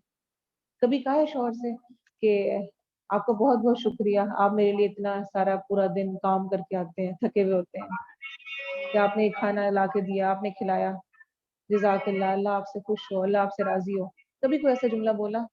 فور گرانٹیڈ ہے، کام ہی ان کا یہ ہے، اور کیا ہے، کما کے لانا، کھلانا ہمیں، ہمیشہ فور گرانٹیڈ سمجھتے ہیں نا۔ پھر اگر کوئی غلطی ہو تو بعد میں غصہ کیا، ناراض ہوئے، انسان ہے، یہ نہیں ہو سکتا کہ ہم نہیں کریں، اور سب سے قریبی جو ہوتا ہے وہ سب سے زیادہ ہمارے اس کے ساتھ چلتی ہے نا، کچھ نہ کچھ اس طرح کا ہوتا ہی ہے۔ تو پھر رات کو کہہ دینا، کسی وقت میں کہہ دینا کہ سوری مجھ سے اس وقت یہ غلطی ہو گئی تھی، کبھی مانا، کہہ دیا تو سر چڑھ جائے گا، تو یہ بھی ہمیں بہت زیادہ ہوتا ہے۔ تو یہ چیزیں شیطان نے ڈالی ہوئی ہیں، اس سے بچنے کی ضرورت ہے، اور یہ اس سے بڑی بات اور ہو ہی نہیں سکتی کہ اگر عورت کو سجدے کا حکم ہوتا اللہ کے علاوہ تو شوہر کو کہا جائے۔ بہرحال بات کہیں سے کہیں نکل گئی۔ تو اصل میں شیطان درمیان میں اکثر جو ہے یہ دوریاں ڈال رہا ہوتا ہے، اور یوسف علیہ السلام کا یہاں پر جو رویہ ہے اور جو کہہ رہے ہیں کہ شیطان نے میرے اور میرے بھائی کے درمیان دوری ڈال دی تھی، اور یہ اللہ ہی ہے جو کہ دوبارہ سے ہمیں اس نے ملوا دیا۔ اور پھر آگے اور کیا بتا رہے ہیں اللہ کی رحمتیں، اے میرے رب بے شک تو نے مجھے حکومت سے حصہ دیا اور باتوں کی اصل حقیقت میں سے کچھ سکھایا، یعنی خوابوں کی تعبیر، آسمانوں اور زمین کو پیدا کرنے والے، انت ولی فی الدنیا والآخرہ، دنیا اور آخرت میں تو ہی میرا یار و مددگار ہے، مجھے مسلم ہونے کی حالت میں فوت کر اور مجھے نیک لوگوں کے ساتھ ملا دے. توفنی مسلما والحقنی بالصالحین. تو مجھے فوت کرنا تو اسلام کی حالت میں اور مجھے نیک لوگوں کی صحبت عطا کر دینا. یہ غیب کی کچھ خبریں ہیں جو ہم تیری طرف وہی کرتے ہیں، اور تو ان کے پاس نہ تھا جب انہوں نے اپنے کام کا پختہ ارادہ کیا اور وہ خفیہ تدبیر کر رہے تھے. اور اکثر لوگ چاہے تو حرص کرے ہرگز ایمان لانے والے نہیں ہیں، حالانکہ تو ان سے اس پر کوئی مزدوری نہیں مانگتا. یہ تو جہانوں کے لیے ایک نصیحت کے سوا کچھ نہیں. اور آسمانوں اور زمین میں کتنی ہی نشانیاں ہیں جن پر سے وہ گزرتے ہیں اور وہ ان سے بے دھیان رہتے ہیں اور فکر ہی نہیں کرتے. اور ان میں سے اکثر اللہ پر ایمان نہیں رکھتے مگر اس حال میں کہ وہ شریک بنانے والے ہوتے ہیں. تو کیا وہ بے خوف ہو گئے ہیں کہ ان پر اللہ کے عذاب میں سے کوئی ڈھانک لینے والی آفت آ پڑے، یا ان پر قیامت اچانک آ جائے اور وہ سوچتے بھی نہ ہوں؟ کہہ دیجئے یہی میرا راستہ ہے، میں اللہ کی طرف بلاتا ہوں پوری بصیرت پر، میں اور وہ بھی جنہوں نے میری پیروی کی ہے، اور اللہ پاک ہے اور میں شریک بنانے والوں میں سے نہیں ہوں. اور ہم نے تجھ سے پہلے نہیں بھیجے مگر کچھ مرد جن کی طرف ہم ان بستیوں والوں میں سے وہی کیا کرتے تھے. تو کیا وہ زمین میں چلے پھرے نہیں کہ دیکھتے ان لوگوں کا انجام کیسا ہوا جو ان سے پہلے تھے، اور یقین گھر ان لوگوں کے لیے بہتر ہے جو متقی بنے. تو کیا تم نہیں سمجھتے؟ یہاں تک کہ جب رسول بالکل نا امید ہو گئے اور انہوں نے گمان کیا کہ ان سے یقیناً جھوٹ کہا گیا تھا، تو ان کے پاس ہماری مدد آ گئی. پھر جسے ہم چاہتے تھے وہ بچا لیا گیا اور ہمارا عذاب مجرم لوگوں سے ہٹایا نہیں جاتا. بلا شبہ یقیناً ان کے بیان میں عقلوں والوں کے لیے ہمیشہ سے ایک عبرت ہے. یہ ہرگز ایسی بات نہیں جو گھڑ لی جائے، اور لیکن اس کی تصدیق ہے جو اس سے پہلے ہے، اور ہر چیز کی تفصیل ہے، اور ان لوگوں کے لیے ہدایت اور رحمت ہے جو ایمان رکھتے ہیں. سورۃ الرعد مدنی صورت ہے. رات بجلی کی کڑک کو کہتے ہیں. الف لام میم را، یہ کامل کتاب کی آیات ہیں، اور جو کچھ تیری طرف تیرے رب کی جانب سے نازل کیا گیا ہے وہ حق ہے، اور لیکن اکثر لوگ ایمان نہیں لاتے. اللہ وہ ہے جس نے آسمانوں کو بلند کیا بغیر ستونوں کے جنہیں تم دیکھتے ہو، پھر وہ عرش پر بلند ہوا، اور اس نے سورج اور چاند کو مسخر کیا، ہر ایک مقرر وقت کے لیے چل رہا ہے. وہ ہر کام کی تدبیر کرتا ہے، کھول کھول کر آیات بیان کرتا ہے تاکہ تم اپنے رب کی ملاقات کا یقین کر لو.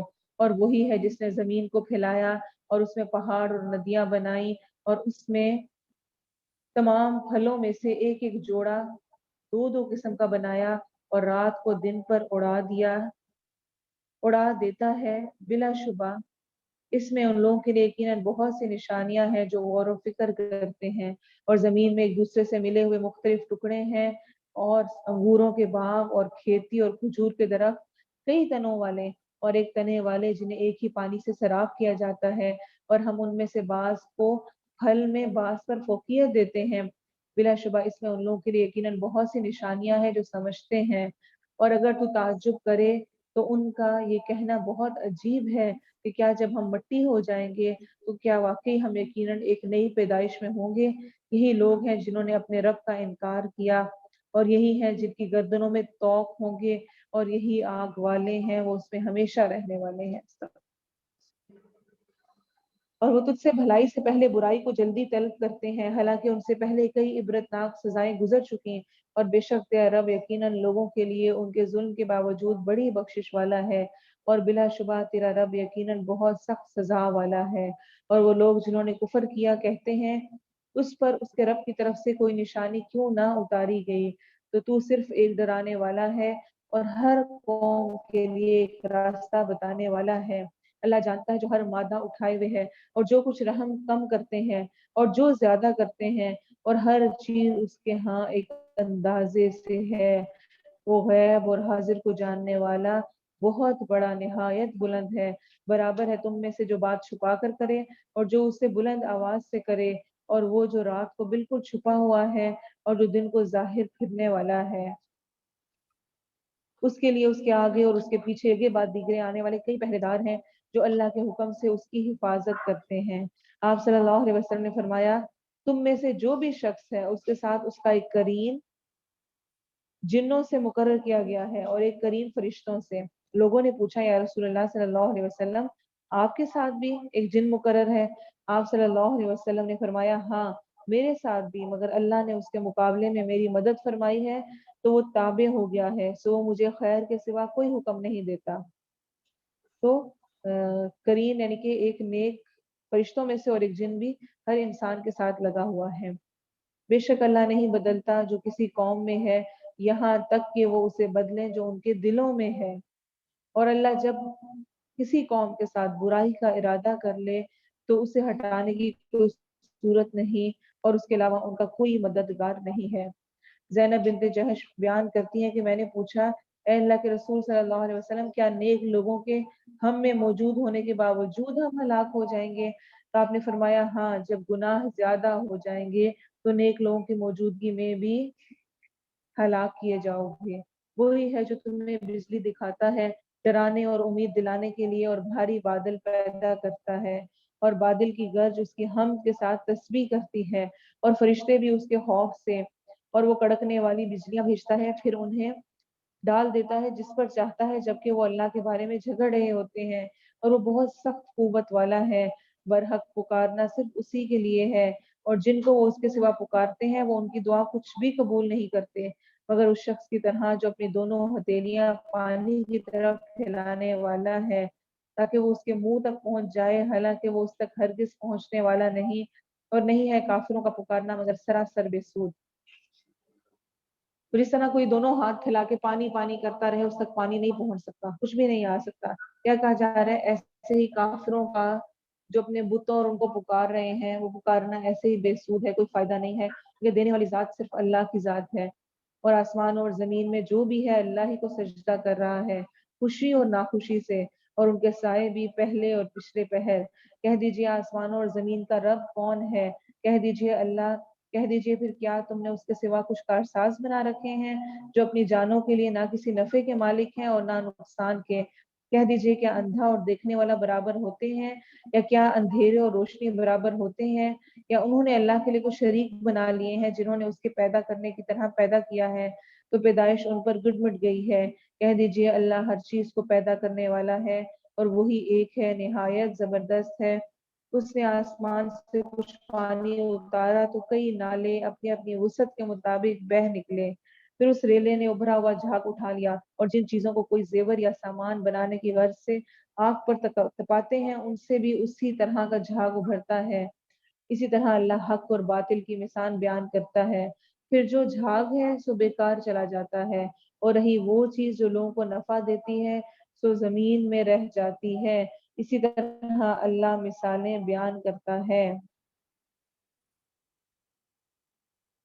آپ دیکھیں گے جو چیز اللہ تعالیٰ کیا فرما رہے ہیں، جو چیز لوگوں کو نفع دیتی ہے وہ زمین میں رہ جاتی ہے۔ اگر میں فائدہ مند ہوں تو میری ذات، میرا نام باقی رہے گا، اور اگر میری وجہ سے کسی کو فائدہ نہیں ہے تو میں بھی بیکار سود ختم ہو جاؤں گی۔ تو جو چیز فائدہ مند ہوتی ہے وہ زمین میں رہ جاتی ہے، اس سے دوسروں کو فائدہ پہنچتا ہے۔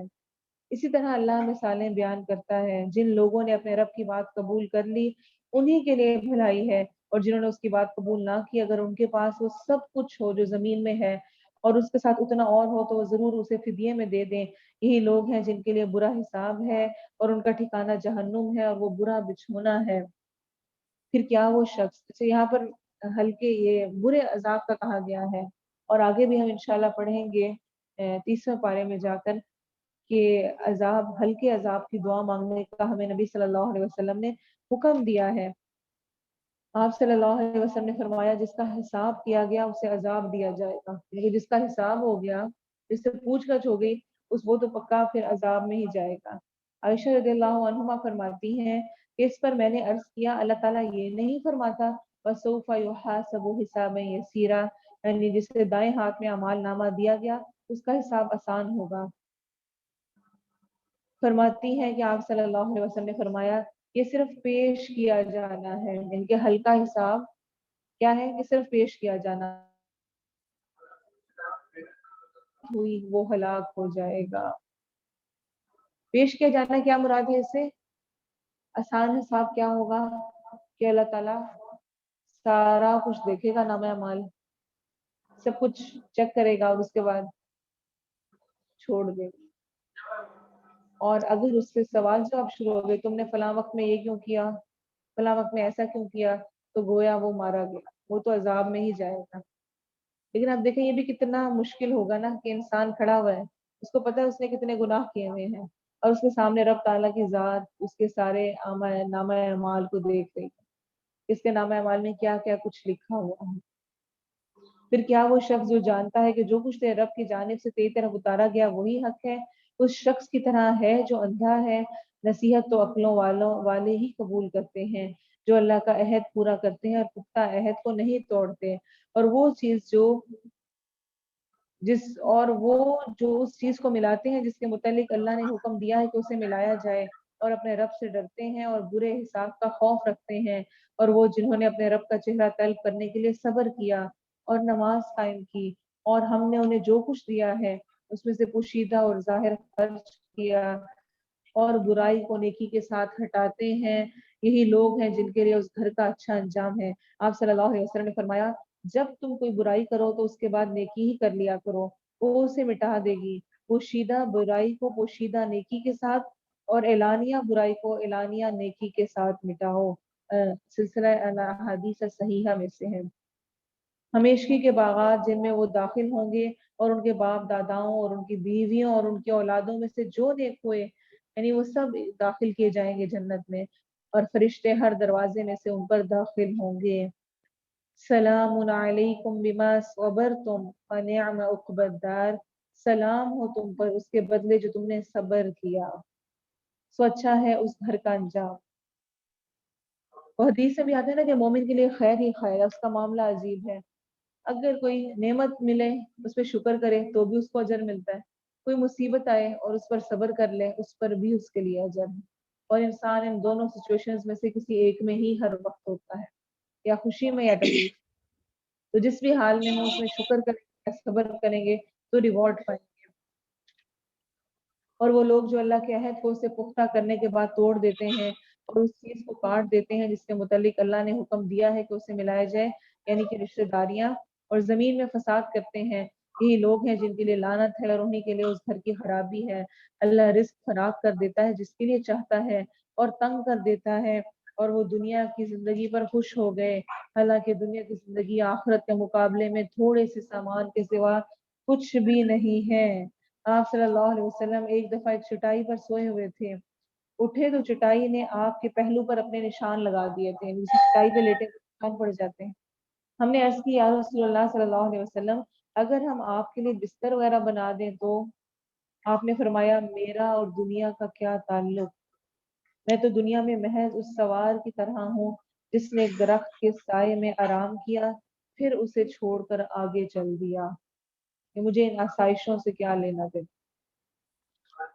ترمذی کی روایت ہے۔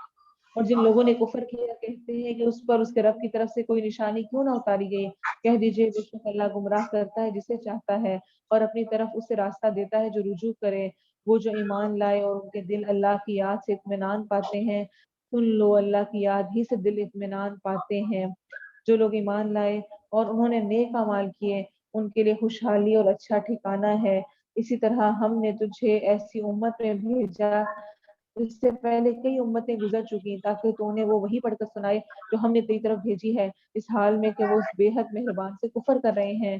کہہ دے وہی میرا رب ہے، اس کے سوا کوئی معبود نہیں، اسی پر میں نے بھروسہ کیا اور اسی کی طرف میرا لوٹنا ہے۔ بے شک تو یہ جو آ رہا ہے نا وَهُمْ يَكْفُرُونَ بِالرَّحْمَنِ، اور وہ رحمان کا کفر کرتے تھے۔ تو کیا تھا، مشرکین مکہ اللہ تعالیٰ کو خالق تو مانتے تھے لیکن اللہ تعالیٰ کی جو صفت ہے رحمان اس کو نہیں مانتے تھے، کہتے ہیں کس رحمان کی تم بات کر رہے ہو، اور اس کے بارے میں قرآن میں ایک اور جگہ بھی آتا ہے وَمَا الرَّحْمَنُ، رحمان کیا ہے، أَنَسْجُدُ لِمَا تَأْمُرُونَا وَزَادَهُمْ نُفُورًا، اور کیا ہم سجدہ کریں اس کا تم ہمیں حکم دے رہے ہو، اور یہ بات انہیں بدتنے میں بڑھا دیتی۔ حدیبیہ نامے پر بھی جب نبی صلی اللہ علیہ وسلم نے فرمایا تھا کہ بسم اللہ الرحمن الرحیم لکھو، تو انہوں نے کہا تھا ہم نہیں جانتے رحمان رحیم کون ہے، ہم تو صرف بسمک اللہم یعنی اللہ کے نام کے ساتھ شروع کر لیں گے، لیکن ہم الرحمن الرحیم کو نہیں مانتے۔ اور واقعی اگر کوئی ایسا قرآن ہوتا جس کے ذریعے پہاڑ چلائے جاتے، یا اس کے ذریعے زمین قطع کی جاتی، یا اس کے ذریعے مردوں سے کلام کیا جاتا، بلکہ کام سارے کا سارا اللہ کے اختیار میں ہے، تو کیا جو لوگ ایمان لائے ہیں مایوس نہیں ہو گئے کہ اگر اللہ چاہے تو یقیناً سب کے سب لوگوں کو ہدایت دے دے، اور وہ لوگ جنہوں نے کفر کیا ہمیشہ اس حال میں رہیں گے کہ انہیں اس کی وجہ سے جو انہوں نے کیا کوئی نہ کوئی سخت مصیبت پہنچتی رہے گی یا ان کے گھر کے قریب اترتی رہے گی، یہاں تک کہ اللہ کا وعدہ آ جائے۔ بے شک اللہ وعدے کی خلاف ورزی نہیں کرتا، اور بلا شبہ یقیناً تجھ سے پہلے کئی رسولوں کا مذاق اڑایا گیا، تو میں نے ان لوگوں کو مہلت دی جنہوں نے کفر کیا، پھر میں نے انہیں پکڑ لیا تو میرا عذاب کیسا تھا۔ تو کیا وہ جو ہر جان پر اس کا نگران ہے جو اس نے کمایا، کوئی دوسرا اس کے برابر ہو سکتا ہے؟ اور انہوں نے اللہ کے کچھ شریک بنا لیے، کہہ دیجئے ان کے نام لو، یا کیا تم اسے اس چیز کی خبر دیتے ہو جسے وہ زمین میں نہیں جانتا، یا ظاہری بات سے کہہ رہے ہو؟ بلکہ ان لوگوں کے لیے جنہوں نے کفر کیا ان کا مکر خوشنما بنا دیا گیا، اور وہ سیدھے راستے سے روک دیے گئے، اور جسے اللہ گمراہ کر دے پھر اسے کوئی ہدایت دینے والا نہیں۔ ان کے لیے ایک عذاب دنیا کی زندگی میں ہے، اور یقیناً آخرت کا عذاب زیادہ سخت ہے، اور انہیں اللہ سے کوئی بھی بچانے والا نہیں۔ اس جنت کی صرف جس کا متقی لوگوں سے وعدہ کیا گیا ہے یہ ہے کہ اس کے نیچے سے نہریں بہ رہی ہیں، اس کا پھل ہمیشہ رہنے والا ہے، اور اس کا سایہ بھی۔ یہ ان لوگوں کا انجام ہے جو متقی بنے، اور کافروں کا انجام آگ ہے۔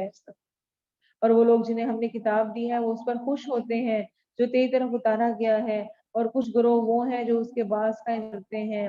کہہ دیجئے مجھے تو یہی حکم دیا گیا ہے کہ میں اللہ کی عبادت کروں اور اس کے ساتھ کسی کو شریک نہ بناؤں، میں اسی کی طرف دعوت دیتا ہوں اور اسی کی طرف میرا لوٹنا ہے۔ اور اسی طرح ہم نے اسے عربی فرمان بنا کر اتارا ہے، اور یقیناً اگر تو نے ان کی خواہشات کی پیروی کی اس کے بعد جو تیرے پاس علم آ چکا، تو اللہ کے مقابلے میں نہ تیرا کوئی دوست ہوگا اور نہ ہی کوئی بچانے والا۔ اور بلا شبہ یقیناً ہم نے کئی رسول تجھ سے پہلے بھیجے اور ان کے لیے بیویاں اور بچے بنائے۔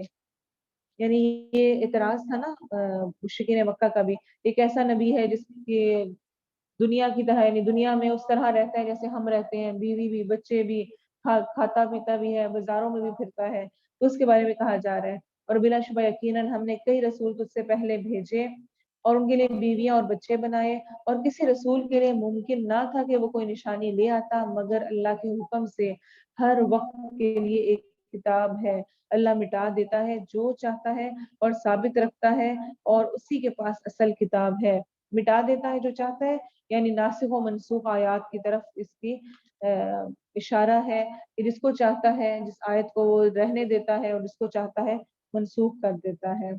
اور اگر کبھی ہم واقعی تجھے اس کا کچھ حصہ دکھا دیں جس کا ہم ان سے وعدہ کرتے ہیں، یا واقعی تجھے اٹھا لیں، تو تیرے ذمے صرف پہنچا دینا ہے اور ہمارے ذمے حساب لینا ہے۔ اور کیا انہوں نے نہیں دیکھا کہ ہم زمین کی طرف آتے ہیں، اسے اس کے کناروں سے کم کرتے آتے ہیں، اور اللہ فیصلہ فرماتا ہے، اس کے فیصلے پر کوئی نظر ثانی کرنے والا نہیں، اور وہ جلد حساب لینے والا ہے۔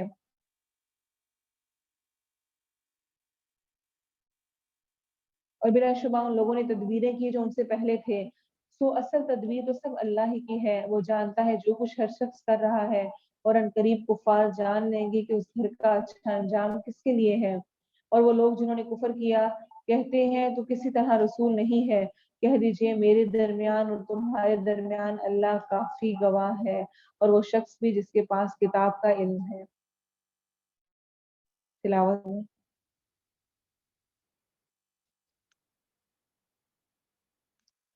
سورہ ابراہیم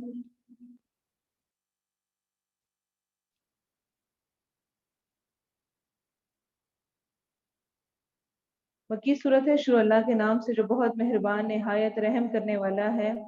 الف لام را، ایک کتاب ہے جسے ہم نے تیری طرف نازل کیا ہے تاکہ تو لوگوں کو اندھیروں سے روشنی کی طرف نکال لائے ان کے رب کے اذن سے، اس کے راستے کی طرف جو سب پر غالب بے حد تعریف والا ہے۔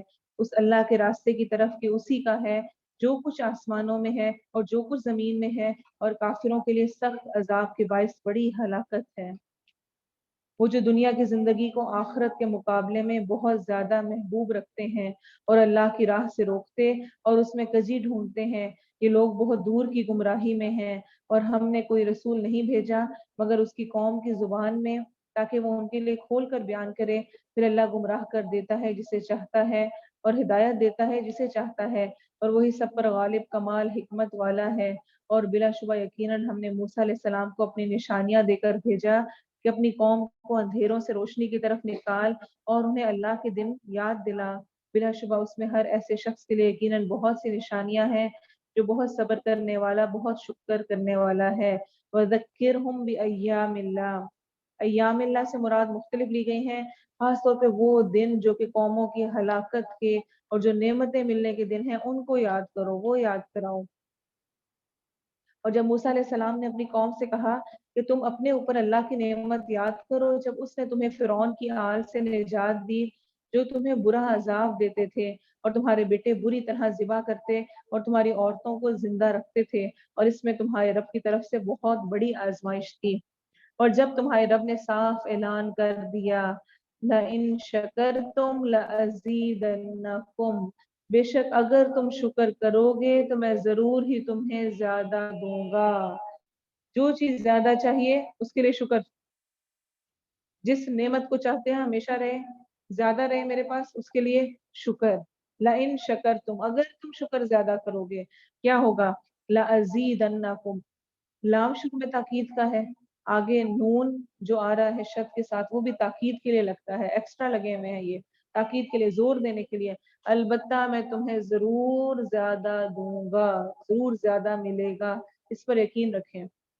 شکر ادا کرنا انسان کو نعمتیں، انسان کی نعمتوں میں اضافے کا باعث ہے، ان کو بڑھاتا ہے۔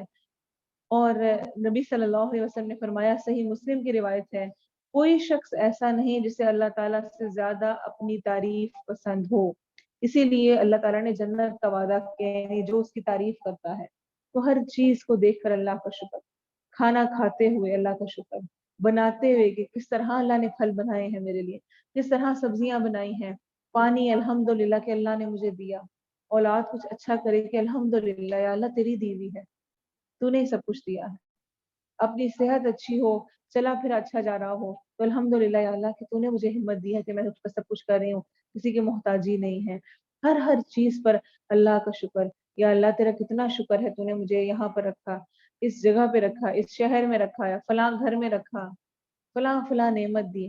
جتنا انسان اپنی نعمتوں کی طرف دیکھتا ہے اتنا وہ خوش رہتا ہے، اتنی اچھی اس کی زندگی گزرتی ہے۔ اور دوسری طرف وَلَئِن كَفَرْتُمْ، اور البتہ اگر تم نے ناشکری کی تو بلا شبہ میرا عذاب یقیناً بہت سخت ہے۔ اور موسیٰ علیہ السلام نے کہا اگر تم اور وہ لوگ جو زمین میں ہیں سب کے سب کفر کرو تو بے شک اللہ یقیناً بڑا بے پرواہ بے حد تعریف کرنے والا ہے۔ کوئی بھی شکر نہ ادا کرے، سب ناشکری کریں، سب کفر پہ اتر آئیں، تب بھی اللہ کی بادشاہت میں کوئی فرق نہیں پڑتا۔ اللہ اپنے آپ محمود ہے، یعنی اس کی تعریف نہ بھی کی جائے تو اس کی تعریف ہے ہی ہے، کوئی نہ بھی کرے وہ اپنی ذات میں تعریف کے لائق ہے۔ ابو ذر غفاری حدیث قدسی روایت کرتے ہیں کہ رسول اللہ صلی اللہ علیہ وسلم نے فرمایا، صحیح مسلم کی روایت ہے، اللہ تعالیٰ فرماتا ہے، اے میرے بندو، اگر تمہارے پہلے، تمہارے پچھلے اور تمہارے انسان اور تمہارے جن تم میں سب سے زیادہ تقوی والے آدمی کے دل والے ہو جائیں، یہ بڑے زبردست ہو جائیں، تو یہ چیز میری سلطنت میں کسی شے کا اضافہ نہیں کرے گی، مجھے کوئی فرق نہیں پڑے گا۔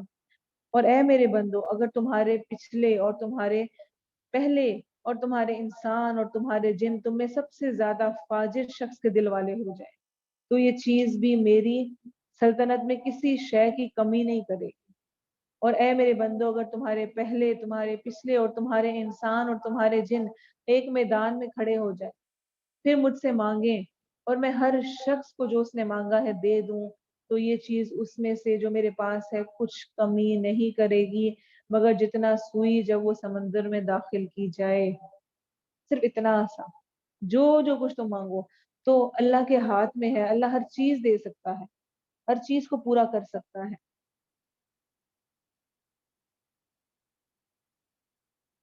کیا تمہارے پاس ان لوگوں کی خبر نہیں آئی جو تم سے پہلے تھے، نوح علیہ السلام کی قوم کی خبر اور عاد اور سمود کی، اور ان کی جو ان کے بعد تھے جنہیں اللہ کے سوا کوئی نہیں جانتا، ان کے رسول ان کے پاس واضح نشانیاں لے کر آئے تو انہوں نے اپنے ہاتھ اپنے منہوں میں لوٹا لیے اور انہوں نے کہا بے شک ہم اسے نہیں مانتے جو تم دے کر بھیجے گئے ہو، اور بے شک ہم تو اس چیز کے بارے میں جس کی طرف تم ہمیں دعوت دیتے ہو ایک بے چین رکھنے والے شک میں مبتلا ہیں۔ ان کے رسولوں نے کہا کیا اللہ کے بارے میں کوئی شک ہے جو آسمانوں اور زمین کو پیدا کرنے والا ہے، تمہیں اس لیے بلاتا ہے کہ تمہارے لیے تمہارے کچھ گناہ بخش دے اور تمہیں ایک مقرر مدت تک مہلت دے۔ انہوں نے کہا تم نہیں ہو مگر ہمارے جیسے بشر، تم چاہتے ہو کہ ہمیں اس سے روک دو جس کی عبادت ہمارے باپ دادا کرتے تھے، تو ہمارے پاس کوئی واضح دلیل لاؤ۔ ان کے رسولوں نے ان سے کہا ہم نہیں ہیں مگر تمہارے جیسے بشر، اور لیکن اللہ احسان کرتا ہے اپنے بندوں میں سے جس پر چاہے، اور ہمارے لیے کبھی ممکن نہیں کہ تمہارے پاس کوئی دلیل اللہ کے اذن کے سوا لے آئیں، اور اللہ ہی پر پس لازم ہے کہ مومن بھروسہ کریں، اور ہمیں کیا ہے کہ ہم اللہ پر بھروسہ نہ کریں، حالانکہ اس نے ہمیں ہمارے راستے دکھا دیے ہیں، اور ہم ہر صورت اس پر صبر کریں گے جو تم ہمیں تکلیف پہنچاؤ گے، اور اللہ ہی پر بس لازم ہے کہ بھروسہ کرنے والے بھروسہ کریں۔ تو جب کبھی بھروسہ کرنا ہو تو کس پر کرنا چاہیے؟ اللہ کی ذات پر۔ وہ ایسی ذات ہے جو انسان کا بھروسہ کبھی توڑتے نہیں۔ اللہ پہ توکل کہ یا اللہ تو نے ہی میرے اس معاملے کو حل کرنا ہے، تو نے ہی میرے لیے اس معاملے میں آسانی کرنی ہے۔ جہاں پر امپاسبل لگ رہا ہے، ناممکن لگ رہا ہے، وہاں پر بھی اللہ ہی اس کو ممکن کرنے والا ہے۔ اور ان لوگوں نے جنہوں نے کفر کیا اپنے رسولوں سے کہا ہم ہر صورت تمہیں اپنی زمین سے نکال دیں گے یا لازماً تم ہماری ملت میں واپس آؤ گے، تو ان کے رب نے ان کی طرف وحی کی یقیناً ہم ان ظالموں کو ضرور ہلاک کریں گے، اور یقیناً ان کے بعد ہم تمہیں اس زمین میں ضرور آباد کریں گے۔ یہ اس کے لیے ہے جو میرے سامنے کھڑا ہونے سے ڈرا اور میری وعید سے ڈرا، اور انہوں نے فیصلہ مانگا اور ہر سب سخت اناد رکھنے والا نامراد ہوا۔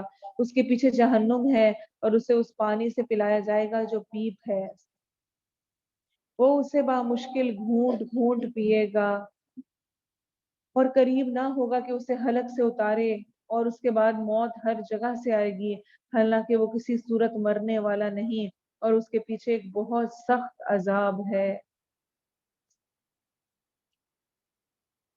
یعنی پیاس کی اتنی زیادہ شدت ہوگی کہ وہ اس کو پینے پر مجبور ہوگا، اور جب وہ پیے گا تو گویا اس طرح کہ اس پر موت چھانے لگی ہے، اور لیکن موت بھی اس پر نہ آئے گی، اور یہ بہت سخت عذاب ہوگا۔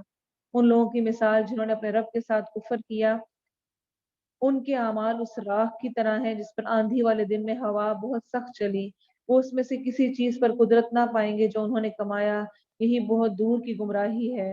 نعمان بن بشیر رضی اللہ عنہ بیان کرتے ہیں کہ رسول اللہ صلی اللہ علیہ وسلم نے فرمایا اہل نار میں سب سے ہلکے عذاب والا وہ ہوگا جس کے لیے آگ کے 2 جوتے اور 2 تسمے ہوں گے، سب سے ہلکا عذاب اس کے لیے، ان دونوں سے اس کا دماغ اس طرح ابل رہا ہوگا جیسے ہانڈی ابلتی ہے، وہ نہیں خیال کرے گا کہ اس سے زیادہ بھی کسی کو عذاب ہو رہا ہے، حالانکہ وہ ان سب سے کم عذاب والا ہوگا۔ صحیح مسلم کی روایت ہے۔ آپ سوچیں جسے پاؤں وہاں پہ گرمی چڑھی تو کہاں تک جائے گی اور کیا حال ہوگا، سب سے ہلکے عذاب والے کا یہ حال ہوگا۔ کیا تو نے نہیں دیکھا کہ اللہ نے آسمانوں اور زمین کو حق کے ساتھ پیدا کیا ہے؟ اگر وہ چاہے تو تمہیں لے جائے اور ایک نئی مخلوق لے آئے، اور یہ اللہ پر ہرگز کچھ مشکل نہیں، اور وہ سب کے سب اللہ کے سامنے پیش ہوں گے، تو کمزور لوگ ان لوگوں سے کہیں گے جو بڑے بنے تھے کہ بے شک ہم تمہارے تابع تھے، تو کیا تم ہمیں اللہ کے عذاب سے بچانے میں کچھ بھی کام آنے والے ہو؟ وہ کہیں گے اگر اللہ ہمیں ہدایت دیتا تو ہم تمہیں ضرور ہدایت کرتے، ہم پر برابر ہے کہ ہم گھبرائیں یا ہم صبر کریں، ہمارے لیے بھاگنے کی کوئی جگہ نہیں۔ اور شیطان کہے گا جب سارے کام کا فیصلہ کر دیا جائے گا، یہ دیکھیں یہ شیطان کا اس وقت ہمارے ساتھ رویہ ہوگا جس کی آج ہم ساری باتوں کو بڑے مزے سے مان رہے ہوتے ہیں، کیا کہے گا؟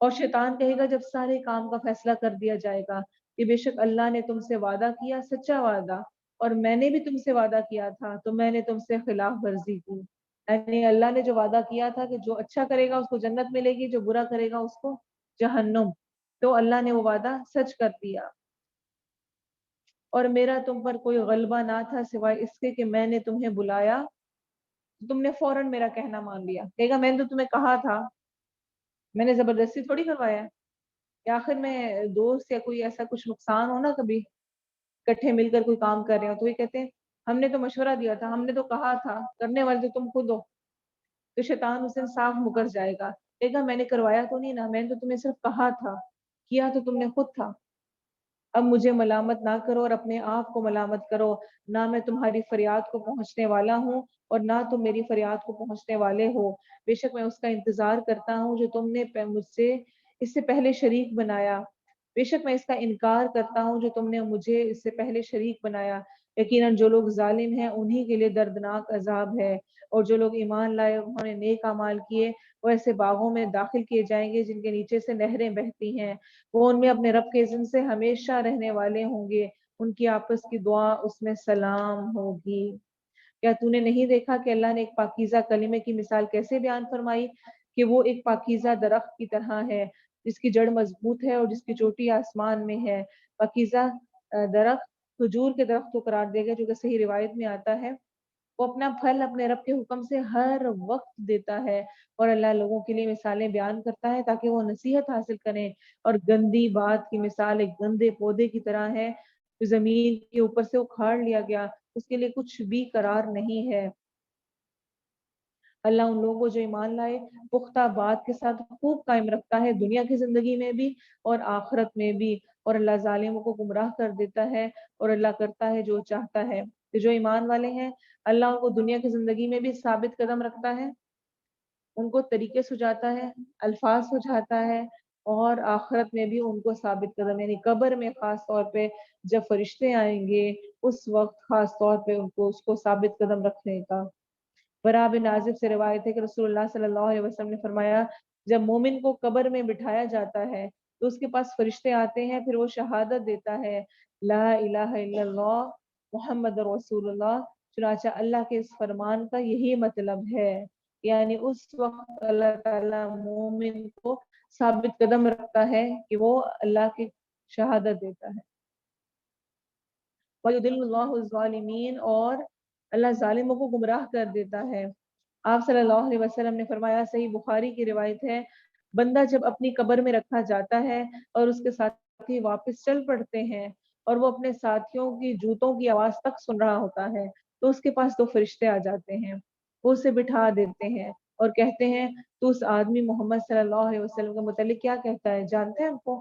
اگر وہ مومن ہے تو کہتا ہے میں شہادت دیتا ہوں کہ وہ اللہ کے بندے اور اس کے رسول ہیں، تو اس سے کہا جاتا ہے کہ آگ میں اپنی جگہ دیکھ، اللہ تعالیٰ نے اسے بدل کر تجھے جنت میں جگہ دے دی ہے، چنانچہ وہ ان دونوں کو دیکھتا ہے تو اس کے لیے اس کی قبر کو وسیع کر دیا جاتا ہے، اور منافق اور کافر اس سے کہا جاتا ہے تو اس آدمی محمد صلی اللہ علیہ وسلم کو جانتا تھا، اس کے متعلق کیا کہا کرتا تھا؟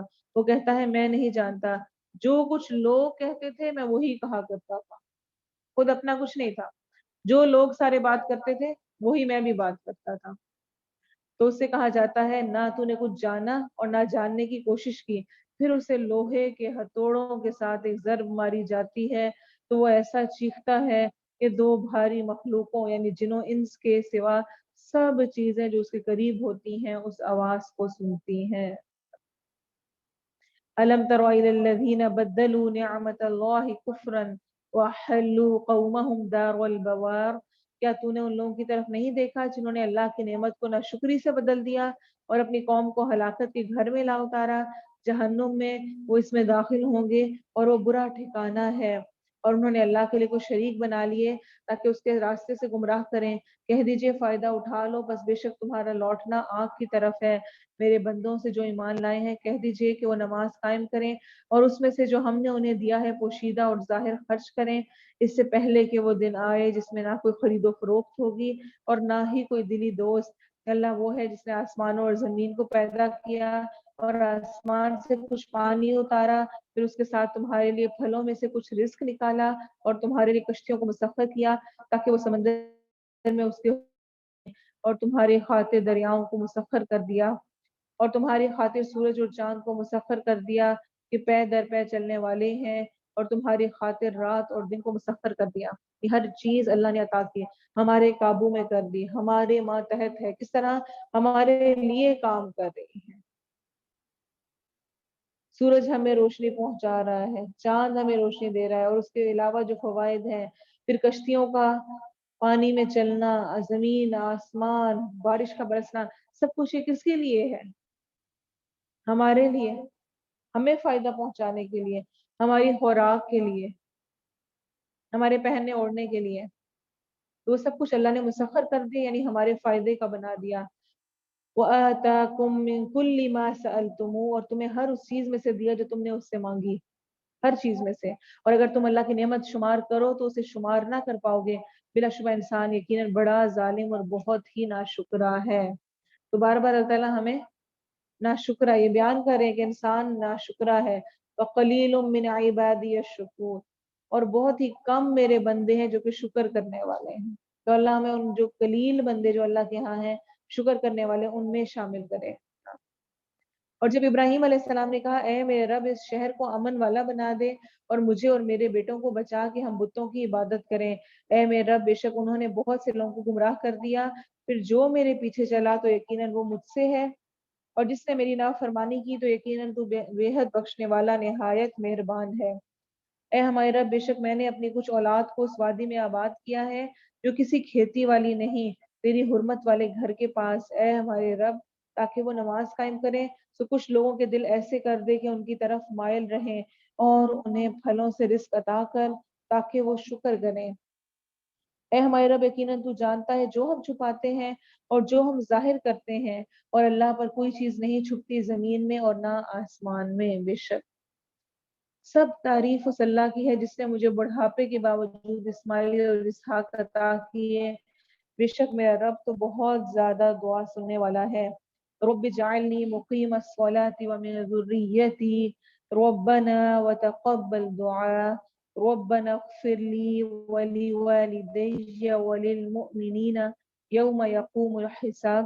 اے میرے رب مجھے نماز قائم کرنے والا بنا اور میری اولاد میں سے بھی. اے ہمارے رب اور میری دعا قبول کر. اے ہمارے رب مجھے بخش دے اور میرے ماں باپ کو اور ایمان والوں کو جس دن حساب قائم ہوگا. اور تو اللہ کو ہرگز اس سے غافل گمان نہ کر جو ظالم لوگ کر رہے ہیں. وہ تو انہیں صرف اس دن کے لیے مہلت دے رہا ہے جس میں آنکھیں کھلی کی کھلی رہ جائیں گی، اس حال میں کہ تیز دوڑنے والے اپنے سروں کو اوپر اٹھانے والے ہوں گے. ان کی نگاہ ان کی طرف نہیں لوٹے گی اور ان کے دل خالی ہوں گے. اور لوگوں کو اس دن سے ڈرا جب ان پر عذاب آئے گا تو وہ لوگ جنہوں نے ظلم کیا کہیں گے اے ہمارے رب ہمیں قریب وقت تک مہلت دے دیں، ہم تیری دعوت قبول کریں گے اور ہم رسولوں کی پیروی کریں گے. اور کیا تم نے اس سے پہلے قسمیں نہ کھائی تھیں کہ تمہارے لیے کوئی بھی زوال نہیں، اور تم ان لوگوں کے رہنے کی جگہوں میں آباد رہے جنہوں نے اپنی جانوں پر ظلم کیا، اور تمہارے لیے خوب واضح ہو گیا کہ ہم نے ان کے ساتھ کس طرح کیا، اور ہم نے تمہارے لیے کئی مثالیں بیان کی. اور بے شک انہوں نے تدبیر کی اپنی تدبیر، اور اللہ ہی کے پاس ان کی تدبیر ہے، اور ان کی تدبیر ہرگز ایسی نہ تھی کہ اس سے پہاڑ ٹل جائیں. بس تو ہرگز گمان نہ کر کے اللہ اپنے رسولوں سے اپنے وعدے کے خلاف کرنے والا ہے. کیا وعدہ؟ فتح کا، اللہ کی نصرت کا، اللہ کی مدد کا. یقیناً اللہ سب پر غالب بدلہ لینے والا ہے.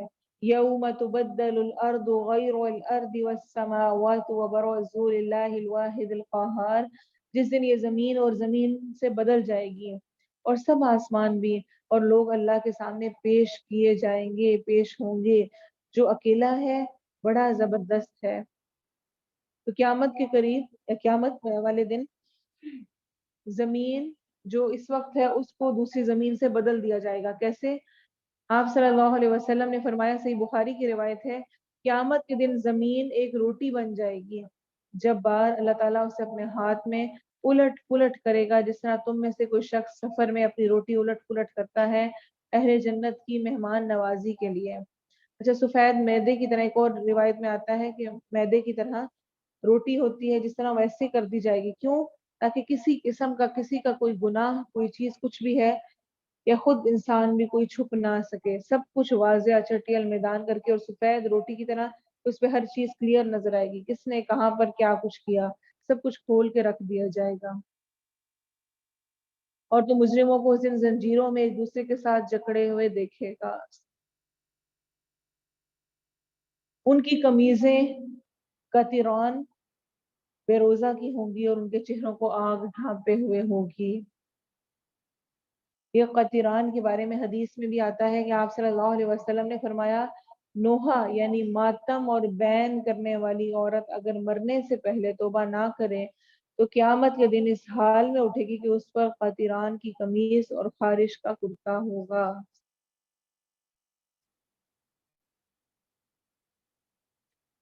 تاکہ ہر جان لے، ہر جان کو اس کا بدلہ دے جو اس نے کمایا ہے۔ بے شک اللہ بہت جلد حساب لینے والا ہے۔ یہ لوگوں کے لیے ایک پیغام ہے، اور تاکہ انہیں اس کے ساتھ ڈرایا جائے، اور تاکہ وہ جان لیں کہ حقیقت یہی ہے کہ وہ ایک ہی معبود ہے، اور تاکہ عقلوں والے نصیحت حاصل کریں۔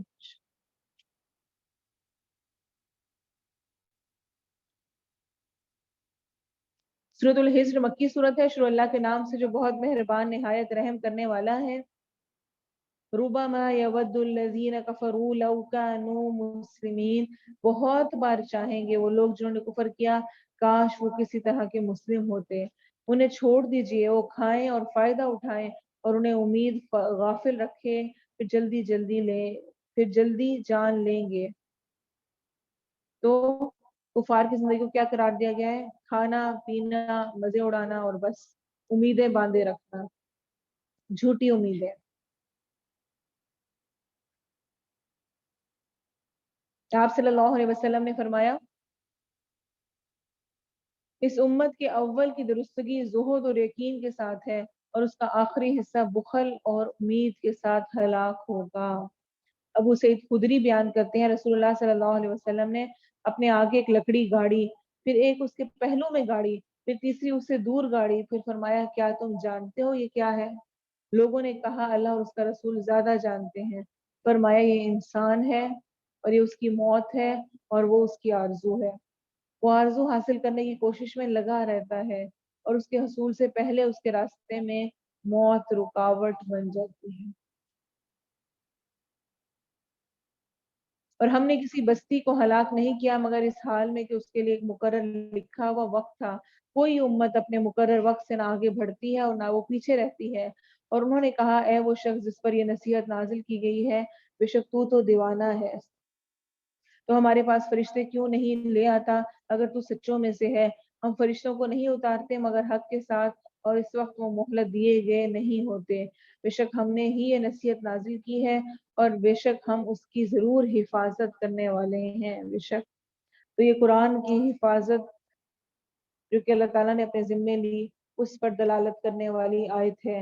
اِنَّا نَحْنُ نَزَّلْنَا الذِّكْرَ وَإِنَّا لَهُ لَحَافِظُونَ، بے شک ہم نے ہی یہ نصیحت نازل کی ہے، اور بے شک ہم اس کی ضرور حفاظت کرنے والے ہیں۔ اور بلا شبہ یقیناً ہم نے تجھ سے پہلے اگلے لوگوں کی گروہوں میں رسول بھیجے، اور ان کے پاس کوئی رسول نہیں آتا تھا مگر وہ اس کے ساتھ مذاق کیا کرتے تھے۔ اسی طرح ہم یہ بات مجرموں کے دلوں میں داخل کر دیتے ہیں، اس پر ایمان نہیں لاتے، اور یقیناً یہی پہلے لوگوں کا طریقہ گزرا ہے۔ اور اگر ہم ان پر آسمان سے کوئی دروازہ کھول دیں بس وہ دن بھر اس میں چڑھتے رہیں تو یقیناً کہیں گے کہ بات یہی ہے کہ ہماری آنکھیں سختی سے باندھ دی گئی ہیں، بلکہ ہم جادو کیے ہوئے لوگ ہیں۔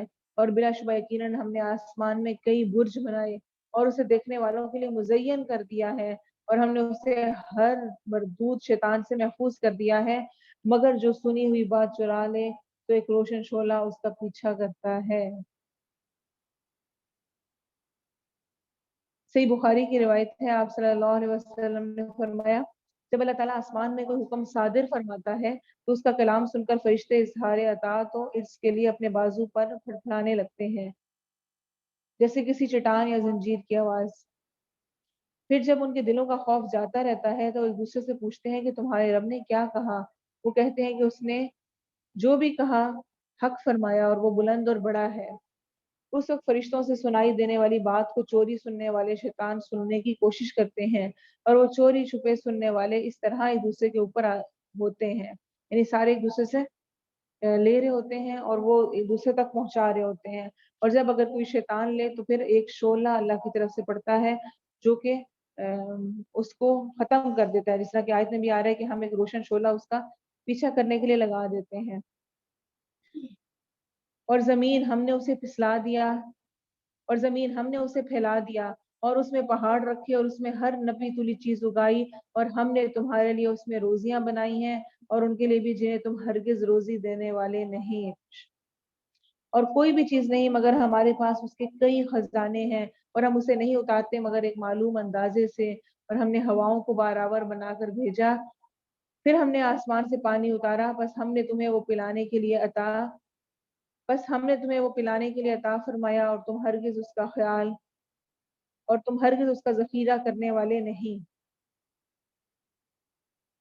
اور بے شک ہم یقیناً ہم زندہ کرتے اور مارتے ہیں اور ہم ہی وارث ہیں. اور بلا شبہ یقیناً ہم نے ان لوگوں کو جان رکھا ہے جو تم میں سے بہت آگے جانے والے ہیں, اور بلا شبہ ہم نے ان کو بھی جان رکھا ہے جو بہت پیچھے آنے والے ہیں.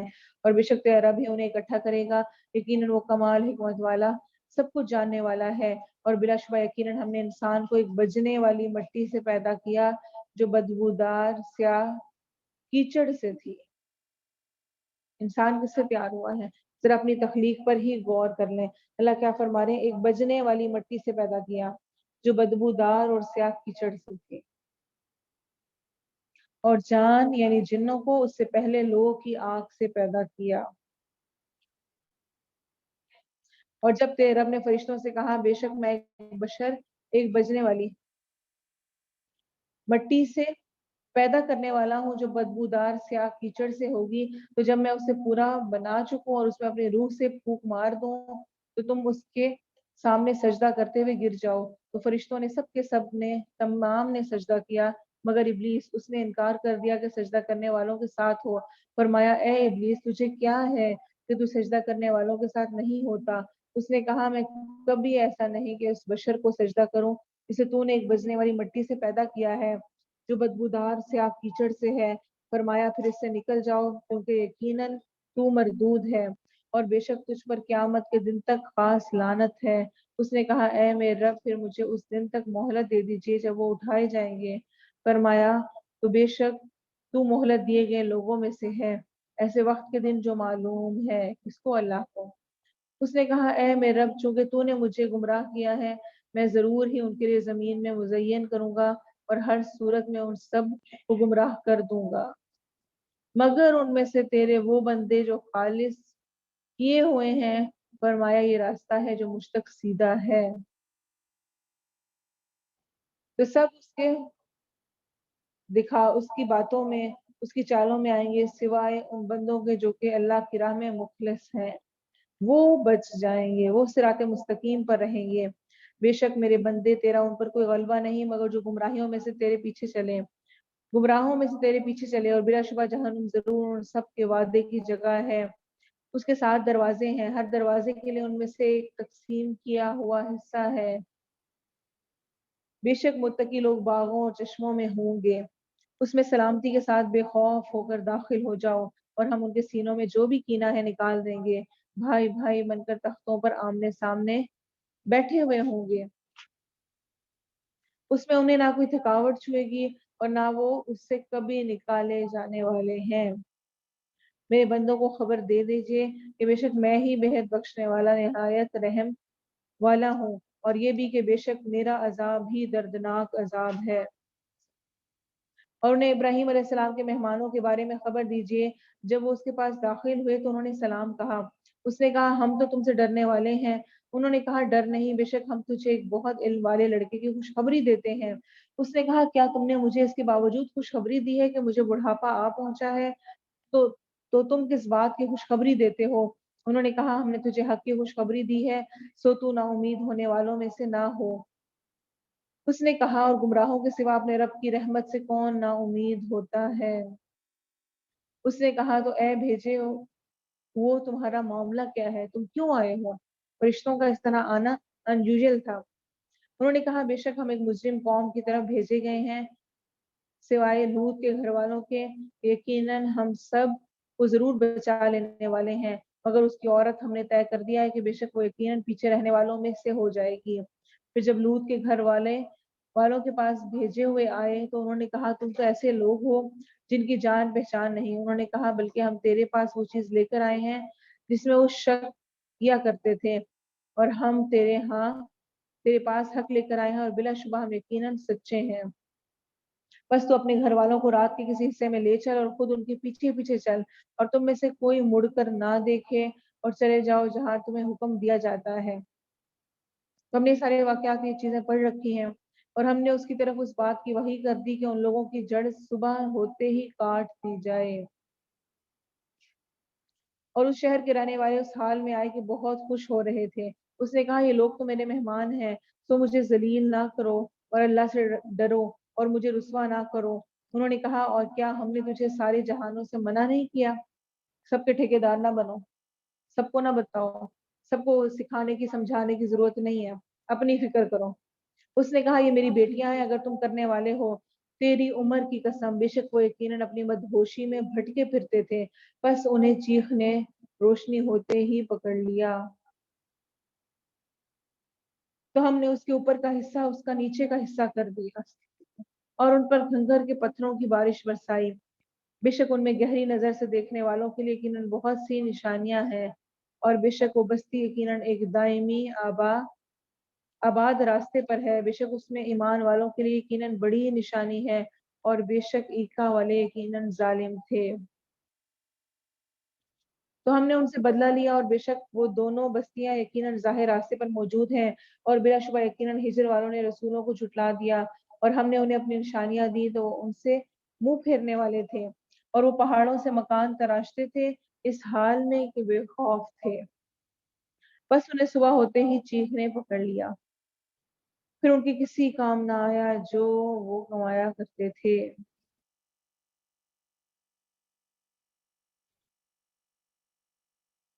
اور ہم نے آسمانوں اور زمین اور ان دونوں کے درمیان کی چیزوں کو پیدا نہیں کیا مگر حق کے ساتھ، اور یقیناً قیامت ضرور آنے والی ہے، بس درگزر کر خوبصورت طریقے سے درگزر کرنا۔ سورہ ہجر کی جو یہ آخری آیات ہیں، یہ بہت ہی خوبصورت آیات ہیں۔ اللہ تعالیٰ کیا فرما رہے ہیں کہ ہم نے آسمانوں اور زمین اور ان دونوں کے درمیان کی چیزوں کو پیدا نہیں کیا مگر حق کے ساتھ پیدا کیا ہے، اور یقیناً قیامت ضرور ضرور آنے والی ہے، تو کیا کرو؟ فَاصْفَحِ الصَّفْحَ الْجَمِيلَ، بس کوئی بھی معاملہ ہو جائے، کچھ بھی حالات ہو جائیں، اس میں خوبصورتی کے ساتھ درگزر کیجیے۔ فَاصْفَحِ الصَّفْحَ الْجَمِيلَ، کیا سوچ کر کہ اللہ مجھے اس کا بدلہ دے گا، ایک دن میں نے اللہ کے سامنے پیش ہونا ہے، وہ ضرور مجھے جو کچھ میں نے صبر کیا، جو کچھ معاملہ کیا، اس میں میری مدد کرے گا۔ تو اللہ کیا فرما رہے ہیں؟ قیامت آنے والی ہے، قریب آ لگی ہے، اور قیامت کی نشانیوں میں سے ایک نشانی نبی صلی اللہ علیہ وسلم کا آنا تھا، آخری نبی کا آنا تھا، اور وہ کب کے آ چکے ہیں، تب تو قیامت قریب ہی لگی ہوئی ہے، اور ہر انسان کی قیامت تو اس کے مرنے کے ساتھ شروع ہی ہو جاتی ہے، اور ہم نہیں جانتے کب ہم میں سے کس کو موت آ جائے، کون اس دنیا سے چلا جائے۔ ان ربک هو الخلاق العلیم، بے شک تیرا رب ہی کمال درجے کا پیدا کرنے والا، سب کچھ جاننے والا ہے۔ وَلَقَدْ آتَيْنَاكَ سَبْعًا مِنَ الْمَثَانِي وَالْقُرْآنِ الْعَظِيمِ، اور بلا شبہ یقیناً ہم نے تجھے بار بار دہرائی جانے والی 7 آیتیں اور بہت عظمت والا قرآن عطا کیا ہے۔ سبعا من المثانی، بار بار دہرائی جانے والی 7 آیتیں، اس سے مراد سورۃ الفاتحہ ہے، اور قرآن عظیم عطا کیا ہے۔ لا تمدن عینیک الی ما متعنا به ازواجا منهم ولا تحزن علیہم واخفض جناحک للمؤمنین، اپنی آنکھیں اس چیز کی طرف ہرگز نہ اٹھا جس کے ساتھ ہم نے ان کے مختلف قسم کے لوگوں کو فائدہ دیا ہے، اور نہ ان پر غم کر، اور اپنا بازو مومنوں کے لیے جھکا دے، یعنی بار بار اپنی نگاہوں کو دنیا کی نعمتیں جو لوگوں کو ملی ہوئی ہیں ان کی طرف کر کے دل کو پریشان نہ کرو کہ ہاں اس کے پاس یہ، میرے پاس بھی ایسا ہوتا، یہ ہوتا، اپنی نگاہوں کو، یہ جو مد ہے نا، مد سے ہے یہ پہلا والا لفظ، لا تمدن، یعنی لمبی نہ کرو، کھینچ کے ان کے ساتھ اپنی امیدیں نہ لگا کے بیٹھو، اور نہ غمگین ہو، اور مومنوں کے لیے اپنے بازو جھکا دو، اور کہہ دیجئے بے شک میں تو کھلم کھلا ڈرانے والا ہوں ایسے عذاب سے جیسا ہم نے ان تقسیم کرنے والوں پر اتارا جنہوں نے کتاب کو ٹکڑے ٹکڑے کر دیا، کوئی مان لیا کوئی نہ مانا، سو تیرے رب کی قسم ہے یقیناً ہم ان سب سے ضرور سوال کریں گے اس کے بارے میں جو وہ کیا کرتے تھے۔ فَاصْدَعْ بِمَا تُؤْمَرُ وَأَعْرِضْ عَنِ الْمُشْرِكِينَ، بس اس کا صاف اعلان کر دے جس کا تجھے حکم دیا جاتا ہے، اور مشرکوں سے منہ پھیر لے، بے شک ہم تجھے مذاق اڑانے والوں کے مقابلے میں کافی ہیں۔ اِنَّا كَفَيْنَاكَ الْمُسْتَهْزِئِينَ، عبداللہ بن مسعود رضی اللہ عنہ نے بیان فرمایا، ایک دفعہ رسول اللہ صلی اللہ علیہ وسلم بیت اللہ کے پاس نماز پڑھ رہے تھے، اور ابو جہل اور اس کے کچھ ساتھی وہاں بیٹھے ہوئے تھے، انہوں نے آپس میں کہا کہ تم میں سے کون ہے جو بنو فلاں کے ذبح کردہ اونٹنی کی اوجڑی اور بچہ دانی وغیرہ اٹھا کر لائے، اور محمد صلی اللہ علیہ وسلم جب سجدہ کریں تو اس کی پیٹھ پر رکھتے۔ اب ذرا غور کیجیے گا، یہ نبی کے ساتھ وہ سلوک کر رہے ہیں تو باقی لوگوں کے ساتھ کیا معاملہ ہوگا، اور اپنے آپ کو بھی دیکھیں کہ ہمیں کیا سہولیات میسر ہیں۔ تو उनमें से सबसे बदबख्त शख्स उठा और उसने वो ओजड़ी वगैरह लाकर आपके कंधों के दरमियान रख दी। मैं देख रहा था मगर कुछ ना कर सकता था, काश मुझ में आपके दिफा की ताकत होती। तो वो सब हंसते हंसते एक दूसरे पर लोट-पोट होने लगे। रसूलुल्लाह सल्लल्लाहु अलैहि वसल्लम सजदे ही में रहे, सर नहीं उठाया, यहाँ तक कि फातिमा रदी अल्लाह अन्हा आई और उसे आपकी कमर से उतार फेंका तो आपने सर उठाया और कहा, या अल्लाह कुरैश को पकड़। आपकी ये बद्दुआ उन पर बड़ी शाख गुजरी। वो समझते थे कि उस शहर में दुआ कबूल होती है। फिर आपने नाम लेकर फरमाया, एला अबू जहल को पकड़, उत्बा बिन रबी, शीबा बिन रबी, वलीद बिन उत्बा, उमैया बिन खल्फ और उकबा बिन अबी मुईत को पकड़। एक सातवां भी गिना जो हमें याद नहीं रहा। इब्ने मसूद ने फरमाया, फिर उस जात की कसम जिसके हाथ में मेरी जान है, मैंने उन तमाम आदमियों को जो रसूलुल्लाह सल्लल्लाहु अलैहि वसल्लम ने गिने थे बदर के कुएं में हलाक शुदा गिरे हुए देखा। तो इन्ना कफैना कर मुस्तहजीन, बेशक हम तुझे मजाक उड़ाने वालों के मुकाबले में काफी हैं। तो कोई दीन के मामले में मजाक उड़ा रहा है, कुछ कर रहे हैं, तो याद रखें कि अल्लाह का दिफा हमारे साथ मौजूद है।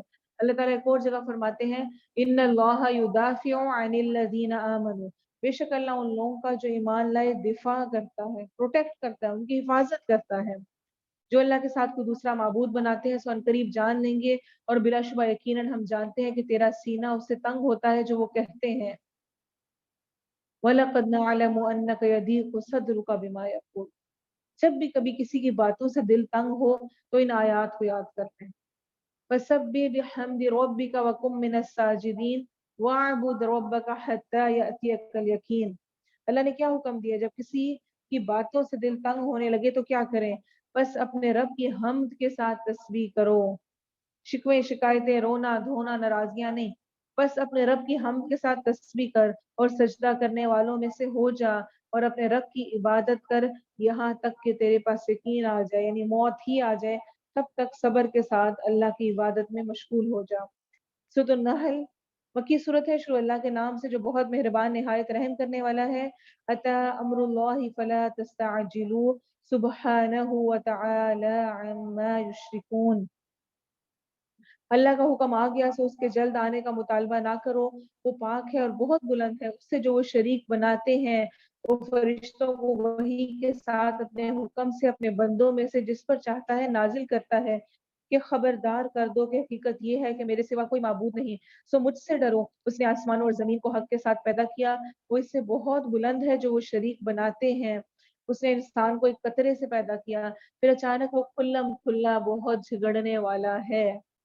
बना किससे हुआ, एक नुत्फे से। और अल्लाह ताला क्या फरमा रहे हैं और क्या करने वाला है, जब पैदा हो गया बन गया बड़ा हो गया तो क्या हो गया, झगड़ने वाला बन गया।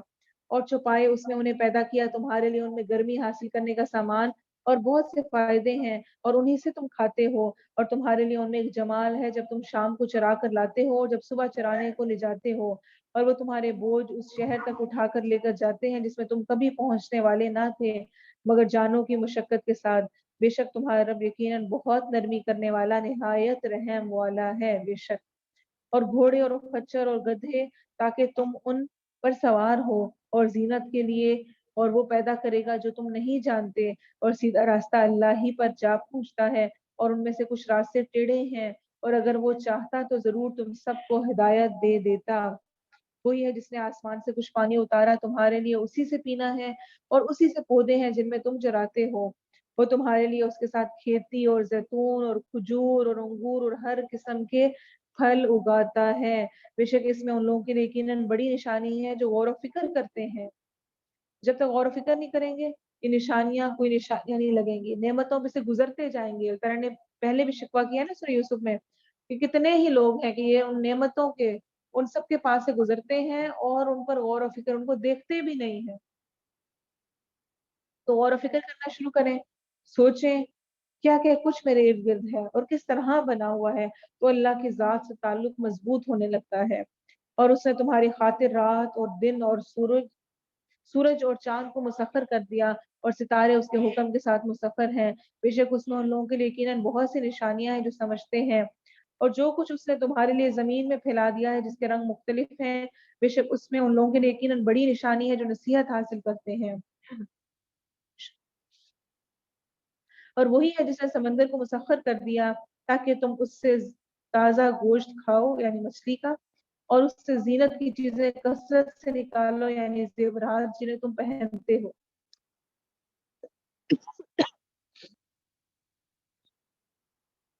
اور تو کشتیوں کو دیکھتا ہے اس میں پانی کو چیرتی چلی جانے والی ہیں، اور تاکہ تم اس کا کچھ فضل تلاش کرو اور تاکہ تم شکر کرو۔ اور اس نے زمین میں پہاڑ گاڑ دیے کہ وہ تمہیں ہلا نہ دے، اور نہریں اور راستے بنائے تاکہ تم منزل تک پہنچ جاؤ، اور علامتیں بنائی اور ستاروں کے ساتھ وہ راستہ معلوم کرتے ہیں۔ تو کیا وہ جو پیدا کرتا ہے اس کی طرح ہے جو پیدا نہیں کرتا؟ پھر کیا تم نصیحت حاصل نہیں کرتے؟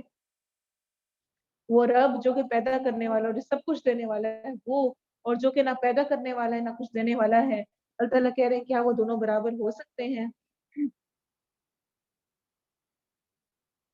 وَإِن تَعُدُّوا نِعْمَةَ اللَّهِ لَا تُحْصُوهَا، اور اگر تم اللہ کی نعمت شمار کرو تو اسے شمار نہ کر پاؤ گے۔ بے شک اللہ یقیناً بے حد بخشنے والا نہایت رحم والا ہے۔ بے شک آپ صلی اللہ علیہ وسلم نے فرمایا، بندہ جب اعتراف کر لے پھر توبہ کر لے تو اللہ تعالیٰ اس پر مہربان ہو جاتا ہے۔ اپنے گناہ کو مان لینا، اس پر توبہ کر لینا، اللہ تعالیٰ اس کو بخش دیتا ہے، اس کے لیے وہ بخشش کا سامان بن جاتا ہے۔ اور اللہ جانتا ہے جو تم چھپاتے ہو اور جو ظاہر کرتے ہو، اور وہ لوگ جنہیں وہ اللہ کے سوا پکارتے ہیں وہ کچھ بھی پیدا نہیں کرتے اور وہ خود پیدا کیے جاتے ہیں۔ اموات غیر احیاء، مردے ہیں زندہ نہیں ہیں، اور وہ نہیں جانتے کب اٹھائے جائیں گے۔ تمہارا معبود ایک ہی معبود ہے، پس وہ لوگ جو آخرت پر ایمان نہیں رکھتے ان کے دل انکار کرنے والے ہیں اور وہ بہت تکبر کرنے والے ہیں۔ کوئی شک نہیں کہ اللہ جانتا ہے جو وہ چھپاتے ہیں اور جو ظاہر کرتے ہیں، بے شک وہ تکبر کرنے والوں سے محبت نہیں کرتا۔ اور جب ان سے کہا جاتا ہے تمہارے رب نے کیا چیز اتاری ہے تو کہتے ہیں پہلے لوگوں کی بے اصل کہانیاں ہیں، تاکہ وہ قیامت کے دن اپنے بوجھ پورے اٹھائیں اور کچھ بوجھ ان کے بھی جنہیں وہ علم کے بغیر گمراہ کرتے ہیں۔ یعنی کسی کو غلط تعلیم دینا، غلط بتانا، وہ نہ صرف یہ کہ آپ اپنا گناہ لے رہے ہیں بلکہ اس شخص کے وہ غلط کرنے پر جو اس گناہ ہے وہ بھی آپ کے سر آئے گا۔ سن لو برا ہے جو بوجھ وہ اٹھا رہے ہیں، یقیناً ان لوگوں نے تدبیریں کی جو ان سے پہلے تھے تو اللہ ان کی عمارت کو بنیادوں سے آیا، بس ان پر ان کے اوپر سے چھت گر پڑی اور ان پر وہاں سے عذاب آیا کہ وہ سوچتے نہ تھے۔ پھر قیامت کے دن وہ انہیں رسوا کرے گا اور کہے گا کہاں ہے میرے وہ شریک جن کے بارے میں تم لڑتے جھگڑتے تھے؟ وہ لوگ جنہیں علم دیا گیا کہیں گے کہ بے شک کامل رسوائی آج کے دن اور برائی کافروں پر ہے، جنہیں فرشتے اس حال میں قبض کرتے ہیں کہ وہ اپنی جانوں پر ظلم کرنے والے ہوتے ہیں، تو وہ فرما برداری پیش کرتے ہیں کہ ہم کوئی برا کام نہیں کیا کرتے تھے، کیوں نہیں، یقیناً اللہ خوب جاننے والا ہے جو تم کیا کرتے تھے۔ پس جہنم کے دروازوں میں داخل ہو جاؤ، ہمیشہ اس میں رہنے والے ہو۔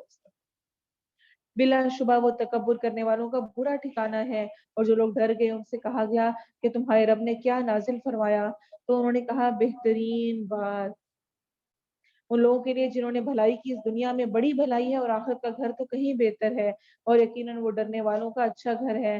ہمیشگی کے باغات جن میں وہ داخل ہوں گے، ان کے نیچے سے نہریں بہتی ہوں گی، ان کے لیے ان میں جو وہ چاہیں گے موجود ہوگا۔ اسی طرح اللہ ڈرنے والوں کو جزا دیتا ہے۔ بے شک جنہیں فرشتے اس حال میں قبض کرتے ہیں کہ پاک ہوتے ہیں، کہتے ہیں سلام ہو تم پر، جنت میں داخل ہو جاؤ، اس کے بدلے جو تم کیا کرتے تھے۔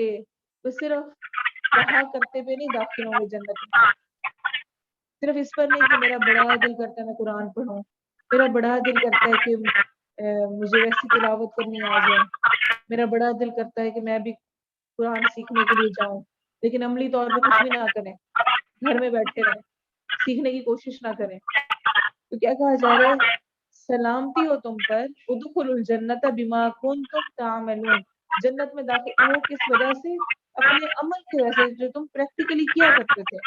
اسی لیے آمنو وعملوا الصالحات قرآن میں ہر جگہ اکٹھا ہوتا ہے، صرف ایمان لانا کافی نہیں ہے، اس کے ساتھ نیک عمل کرنا بھی ضروری ہے، اس کو واقعی بیان کرنا اس چیز کو کہ میں ایمان والی ہوں، اس کی تصدیق کے لیے عمل ضروری ہے۔